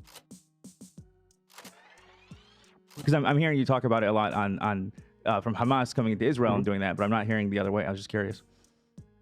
Oh, what, like the IDF killing Palestinian civilians? Yeah. Yeah, the IDF is in some ways, the IDF they are, I guess, professional state army, but they're the last people you would want to be running around Gaza looking for soldiers, okay? Because even if Hamas does fight in a very cowardly way, like they hide in civilian buildings and under civilian buildings, they dress up as civilians. The IDF is an army full of 19, 20, 21-year-olds, right? These are like bedwetters. Okay, these are people who are scared, they're jumpy, they're hateful, because obviously the Israeli youth is quite right-wing. They're very angry about October 7th, and unfortunately, the IDF doesn't really have a very good system of accountability, right? I think the longest I've ever seen an IDF soldier getting jail time for murdering a Palestinian, I think it was 3 years, maybe 4. And that's since the founding of Israel. So obviously, people who are on the ground who maybe want to take a bit of revenge and all that, might just take a bit of liberties and just kill some people who they know don't need to be killed, are not soldiers. So yeah, what scares me about this conflict overall, and I'm not coming at you, I don't know your content, this is the first I've heard of you, but I'm just saying overall, this movement, at least from the Palestinian side, I think we should be able to talk about it more. I agree with Ethan that people are too reactionary sometimes and that we need to have realistic standards as a starting point. But from the Palestinian point, like I've never heard, at least to my knowledge, I don't know shit about politics, but I've never heard of another movement who can't have a slogan. So my whole life, I'm Lebanese, I'm Muslim. I've always heard "River to the Sea." I've never understood it as a phrase that meant eliminate Israel. Okay, My I wife don't. does. You know what the Arabic version is of River to the Sea, right? No, but I do know. من الماء للماء فلسطين عربية. It means from water to water. Palestine is Arab. That's what it comes from originally, right? So it's like, I can see why, if you're Israeli, hearing that probably does sound like, okay, maybe this land is not for me. Maybe these people do want me gone. So I can see that. At the end of the day, I don't know. I don't think slogans are necessarily like the big issue. When I was in the West Bank, the kids coming up to us and trying to jump in front of the camera, they said "Free Palestine." It's like, okay. And you're looking around like, okay, there's a checkpoint there that's all black because of the Molotov cocktails. There's people who are stuck at a checkpoint for like over an hour because people are being searched very, very carefully by the IDF. There are kids who have to go through a checkpoint out of school to get home. I'm like, yeah, this is pretty bad. Yeah, Free Palestine. Yeah, fuck this. This is awful.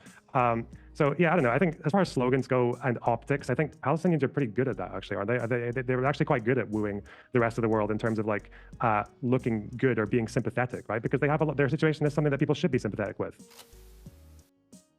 Obviously, violent resistance is like not the optimal option. But when people are not being given aid and they're being killed, how do you propose peaceful resistance when they don't have resources to do anything at all right now? That's a really hard question. So I think the only thing, is like maybe 5 or 6 months ago, maybe a bit less, I think American intelligence agencies were basically in agreement that Israel has achieved almost everything they can militarily by now. Like the only thing they can do left is like they go to an area, they take out the Hamas guys, and then they leave, and then Hamas tries to regroup, but they're regrouping with less resources. There's more buildings destroyed, so Israel goes in again, and it's like a diminishing return, and they're just going to weaken and weaken and weaken until there's just nothing left. But I think the only thing that can really happen for Gaza is, and this has been floated around since the summer, is that there needs to just be like a certain, like starting with one area at a time of taking a zone that the IDF has been able to clear Hamas out of and to just find whatever agency or any body in the world that isn't Israel, that isn't Hamas, can come in there and start to rebuild. And obviously Netanyahu, because he's a piece of shit, is obviously not really interested in pursuing that option by now. But I think that's really the only thing that can happen. Like there's no future in Gaza with Hamas. There's no future with Hamas because if they stay, they're going to do the same thing again. They're going to rearm, they're going to rebuild, and they're going to try attack Israel again, and then Israel will respond, and then you'll get the same situation again, and more people die, and more people get radicalized. Like, yeah, they're a very self-perpetuating organization. And there's also not really, I think, anything happening with this current Israeli government. They either need to get kicked out by the locals, or they need to have a lot of pressure on them from the rest of the world. And I think with Trump coming in, that's not very likely, but I think that's what should happen. Whether we get there, I don't know. Do you think that Bibi is like a war criminal? Yep. I agree that Hamas should be taken out of power, but I also have this fear that this is an excuse to make allow this genocide to basically continue. Like, I don't know what the answer is of how to remove Hamas while at the same time not massacring so many people. Yeah, and I guess that's true. And it's like, even if Netanyahu weren't a war criminal, even if they did everything right by the books of the law in war, yeah, you'd still kill a lot of civilians because that's how Hamas fights. But I don't really know. That's why I think right now, because Hamas will fight forever. I don't think they're going to stop. Obviously, the right thing for them to do would be to surrender and to agree to hand over the governance of the Strip to anyone that's not the IDF and that's not Hamas. That would be ideal. I hear a lot of optical solutions. This would be perfect if this happened, but I never hear a realistic one. So you'll say this would be great if this happened, if the IDF stopped. They should stop, but I never hear like a realistic, and then it ends there. There's never any further realistic solution. But I think the only thing that can really happen for Gaza is, and this has been floated around since the summer, is that there needs to just be like a certain, like starting with one area at a time of taking a zone that the IDF has been able to clear Hamas out of and to just find whatever agency or any body in the world that isn't Israel, that isn't Hamas, can come in there and start to rebuild. But I think that's why I think the burden should be on the IDF and Israel a lot more to take parts of Gaza that they can actually secure some kind of like like calm in, and then just it needs to be. I don't think Israelis and Palestinians can solve this by themselves. I think America, wherever else, Saudis, Emiratis, Qataris, I think the entire world needs to do something about this. Like, and we've done that after wars in the past, like in World War II. It took the rest of the world to repair the damage caused by that. This is not the same damage as World War II, but it's going to take international help. And I don't think that's going to happen alone. And, I really think that it would behoove the Western leftists, I think, who care a lot about this issue and who can actually get the government to listen to them if they are good with their messaging and everything else, to push for something like, if it was me, if I was the Americans, I would say, like, Netanyahu, this Israeli government needs to acknowledge that the IDF is not going to stay in Gaza. They're going to come out. Someone else is going to have to govern that strip, and they're going to have a state. They can't just be some kind of like non-state entity forever. And that needs to be resolved. And America can influence the PA. They can influence, to some degree, they can influence Israel with like, just with words sometimes, because Israelis actually listen to Americans. They actually care quite a lot about the American president thinks. Because you said that it should begin with Hamas surrendering, but not to IDF or Israel, to a third party. But what if they don't? Okay, let's say they don't. Is it okay then for all of these innocent people to keep dying until they do? How do we? No, I don't think it's okay at all. It's never really okay when. So how do we target the Hamas terrorists without hurting innocent people? I don't think you can. There's not really. That's Hamas chooses to fight on those terms, but that's also why I don't think it's the IDF's like. That's why so this Hamas total is doing victory it, then, doctrine. Oh, I'm sorry, didn't mean to cut you off. But if Hamas okay. is doing it, then IDF it's okay to also do that. And like we're talking about the proportions and numbers here. Several more Palestinians are dying. Yeah. So there's like I don't really like the legal arguments because they just sound really cold. I think in terms of like the way that laws work, there are like arguments that the IDF can make and get away with, because they can basically just say that, yeah, if you hide behind civilians, then, and that's the only way we can get to you, then we're going to have to do a strike that's going to take out the people that we're targeting, but also the civilians. But like, I don't really agree with that to the absolute end, because the problem is that you're going to do that for decades, potentially. Like, you're just going to be fighting a permanent insurgency, which is why I think they should focus a lot less on, well, let's just get the bad guys and whoever dies, fuck them. It should be a lot more on trying to live with the fact that Hamas won't stop, but also to think of ways to build up alternatives in Gaza. And that's a much harder thing to do. It's a much harder thing for the IDF to do. And I do blame Hamas for that, but I think they still need to do it. Maybe a specific question is, let's say that there is a building, an apartment building of a bunch of civilians, and it's suspected that a Hamas terrorist is hiding in the building among them. Is it okay then to strike the whole building to get that one Hamas terrorist and kill all of these other people? Because just to get that one target. I don't think so, but I don't know who. Yeah, I would say no. Yeah, I would say no for sure. But that's what's happening, right? That's like a really, I think that's happening. Lena. It's hard to say how often that is happening. Like, I'm sure it had, like, there have definitely been moments where I think it definitely has happened. Yeah. Oh, we saw them blowing up like the aid cars with fuck it that they thought like one terrorist was in. That was just horrible. The like kitchen. Yeah, and it turns out the person who made that decision, who I think was actually fired because he was breaking the rules. They were supposed to call the aid organizations and they didn't answer, but they were supposed to double check and check again because they knew that aid workers were using that route. It turns out the guy that actually signed off on that strike was a settler, a guy who opposed humanitarian aid going into Gaza, who actually argued very vehemently against aid trucks going into Gaza. That guy was that's a like systemic issue with the IDF, though, right? That a fucking someone like that would be in that position.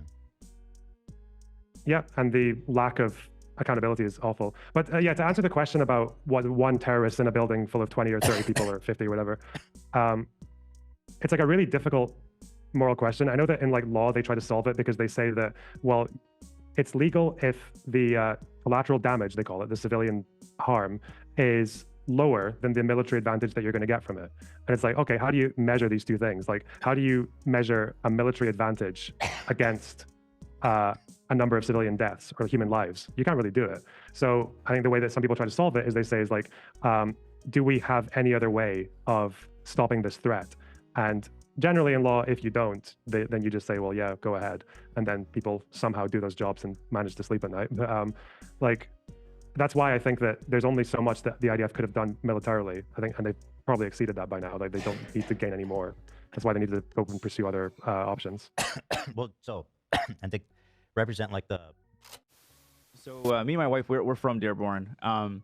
And yeah, definitely a lot of people back home would not vote for Harris. And some of them, obviously, yeah, they were going towards Trump. And I think, me personally, I would vote for Harris just because of other people, because of women's rights and stuff along those lines. But as an Arab, the way we looked at it, for the most part, my understanding is that we feel like no one gives a shit. No one cares. Biden stood idly by. She's going to stand idly by. At least maybe with Trump, there might be a chance of something being done. I think they thought that their vote for Trump would protest it's like a protest of the genocide. Or not voting at all. Yeah. As a way of protesting. Unfortunately, it is very disappointing that Dearborn voted for him. Yeah. And this is like the first time in 30 years, I think, that Dearborn voted Republican. So yeah, the genocide was like a huge issue for them in this election. The thing is, like, I totally understand their perspective, right, of the protest vote and just feeling like hopeless and just not knowing what to do. Mm-hmm. So I totally get where they're coming from. You know what I mean? I just hope that. But no, you're right. It probably is going to be. I just hope. I mean, all we can do is hope that it's not going to be more terrible than it already is. Well, Trump is very good at exploiting people's hopelessness or emotions or anything. Yeah, that's his entire thing. Lonerbox's appearance on the H3 podcast to discuss the Israel-Palestine conflict started as a chance to delve into complex issues, but turned into a rather tense conversation. Despite both sides seemingly being in agreement on key points, there was a noticeable friction that stemmed from differences in communication styles and underlying perceptions. As a political commentator, Lonerbox focuses on data, pragmatism, and achievable solutions. This is a more analytical approach that can sometimes come off as detached, especially when discussing emotional topics like this one. Additionally, Lonerbox is autistic, which may impact how he conveys empathy or connects emotionally. While this doesn't diminish his points, it can lead to misunderstandings, particularly with a group that approaches the subject more emotionally. A major source of disconnect is the current trend where any criticism of Hamas or Palestinian actions can be seen as anti-Palestinian.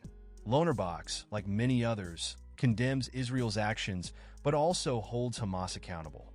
This nuanced position is often overshadowed because he's not placing sole blame on Israel. Ironically, Ethan faces the same backlash online for similar reasons. Another issue was the type of questions being asked.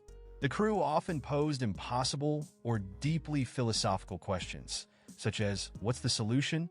Or is this right or wrong? Lonerbox never claimed to have these answers. His focus is on addressing what's practical, not providing grand solutions no one has. Finally, it's worth noting the influence of Hassan and his circle. Hassan has been openly critical of Lonerbox, often unfairly, which seems to have shaped the crew's perception before the conversation even began. Notice how when Ethan criticizes Hassan for doing a puff piece with a literal terrorist, she glosses over it, claiming it's complicated. But when Ethan interviews a political commentator that is not Daddy Hassan, she immediately labels him as anti-Palestine.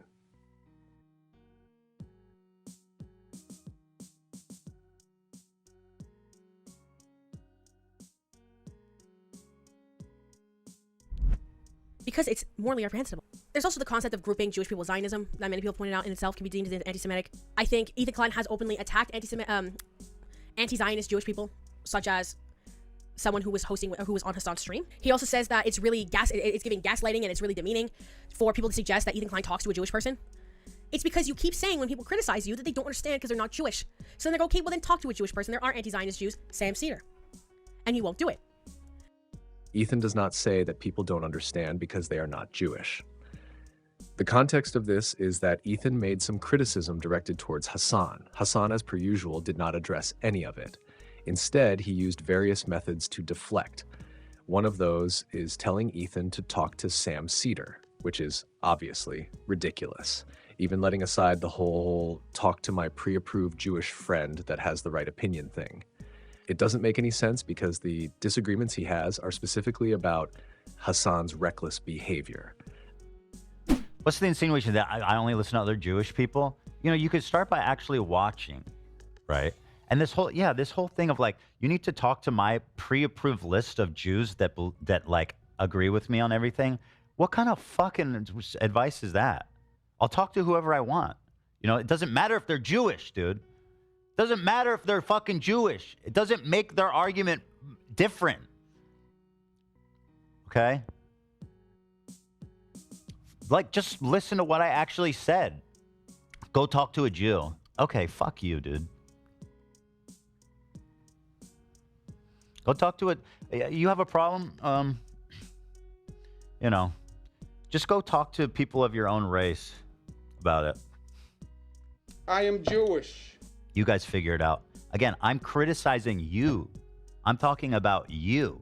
What is Sam Cedar going to tell me about this Houthi pirate kid? You think he's going to tell me that he doesn't think the Houthi kid is a fucking terrorist, or that Twitch should allow him? You know what I mean? Or that Houthi propaganda should be allowed, should be allowed to show it on Twitch? What am I going to ask Sam Cedar about? If that's good, if that's okay? You think his fucking opinion is different than mine about that? Why don't you ask him those questions? In fact, why don't you ask yourself those questions by watching what I actually said and responding to it? I think you owe your audience that. So, okay, I'll go talk to some Jews about it and see. I have been talking to a lot of Jews, by the way. Lots of people have coming and messaging me, thanking me for talking about this.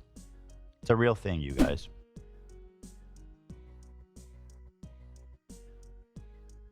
And people have also been joking a lot about how Ethan Klein, like, enemies have begun to, like, supersede him. And this has continued on the Instagram crash out, and I have screenshots for that too. Such as Trisha Paytas going on SNL, and apparently Broadway? I'm not sure about the Broadway one, like how the logistics of that whole thing. Hassan also did a speech about Israel and Palestine at Cambridge University. And talking about Trisha, people have been claiming that Ethan Klein has made this segment about him, saying that he thinks it's really bad that the stories often being posted where Trisha Paytas' ex-podcast host said he cut off his arm if she ended up on SNL, and now he's got to cut off his arm. So help me understand what you're saying. You're saying that Ethan is making Trisha's achievement about himself by telling people to not make it about him. For those that don't know, Trisha went to SNL. There is an old clip of Ethan joking with her that if she ever went to SNL, he would cut his arm off. So everyone, instead of celebrating her, we're all talking about how Ethan is salty.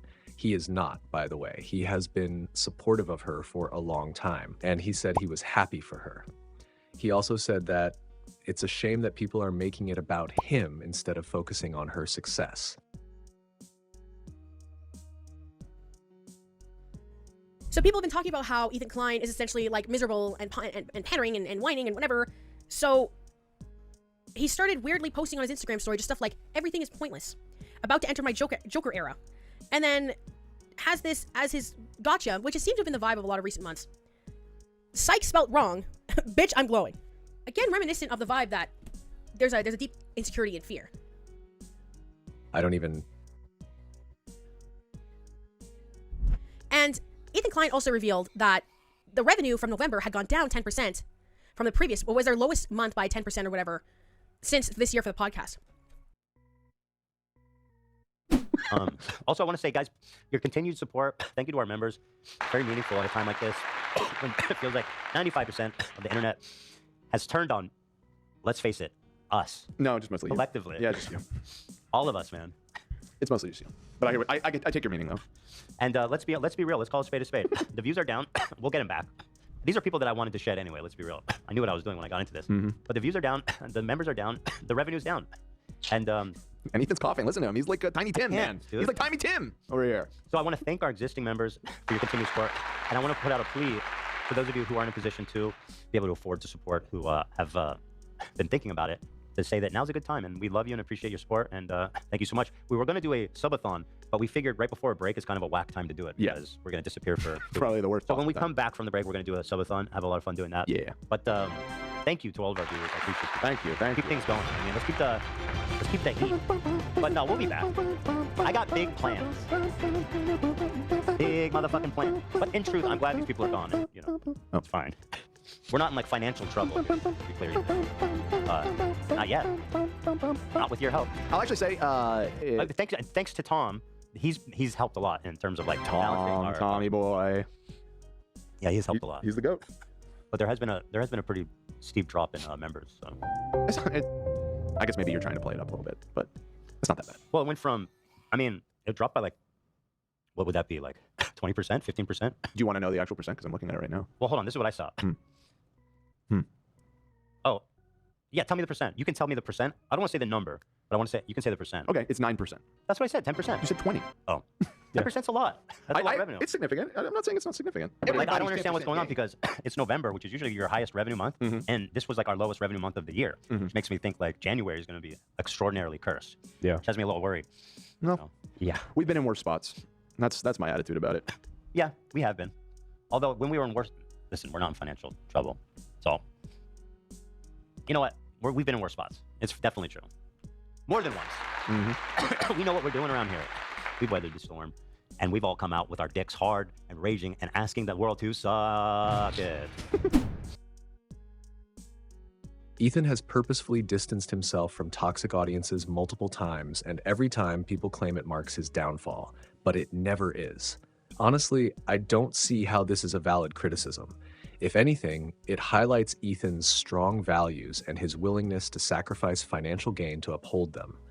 She's framing it as though the podcast is failing, but the reality is that they've gone from very high viewership to slightly less high viewership.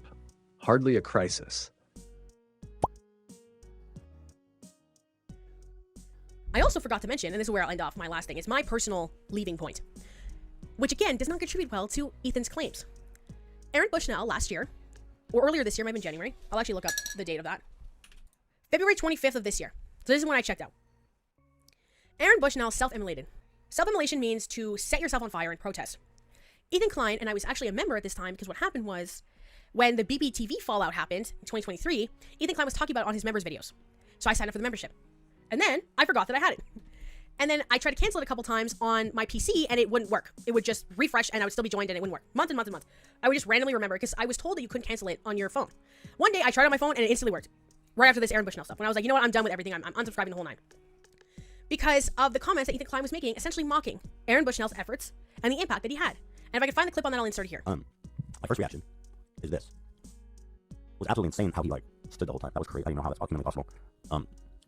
Again, not to put this uncouth, but he's a champ at burning lives. I mean, that sounds bad, but he did it really good. Does that sound bad? We have to make levity of things. Does that sound bad that he's really good? I mean that as a compliment. What the f are you guys angry about, you weirdos? What did they do? My God, stop. They just say, all I hear is Ethan, no. But I don't understand what Ethan said. The disrespect of that effort and the mocking of the concept and the harshness and lack of humanity really highlighted to me those feelings I had acquired from those other instances and the core of where I felt like they all came. And that was my end point. That was when I said, you know what, I'm having a lot of cognitive dissonance about this. And I don't appreciate this content. I don't appreciate how it makes me feel. I don't appreciate the impact that it has. That's it? That's the big issue? Ethan didn't make fun of the person, quite the opposite. He was highlighting how much determination and conviction it took to do that. He just worded it awkwardly, but rephrased it immediately after. My point is this. First of all, I was stunned by the way that he stood through the whole thing. I mean, shit, that was wild. And really showed his true resolve to protest in that way. I can only imagine that's just a horrific way to die, so pretty wild. The entire point of the podcast is to provide lighthearted commentary on current events, offering the audience a bit of brightness amid all the sadness in the world. It's not for everyone, sure, but don't twist it to make it seem like he didn't care or was mocking them. Videos like these really show how easy and common it is to spread misinformation about Ethan under the guise of sourced research. They rely on out-of-context clips, twist his words, or sometimes don't even provide proof for their claims. People just take these things as facts, spread them around, and repeat them online, gradually building a false narrative that harms Ethan's reputation over time. The irony gets even worse when the creators of these essays position themselves as victims before even releasing their content. And today, I'm genuinely the most terrified I've ever been to ever talk about anything, ever. Painting Ethan and his audience as monsters. Meanwhile, Ethan downfall videos have become an entire genre that's been done repeatedly for years, consistently receiving uncritical praise and success.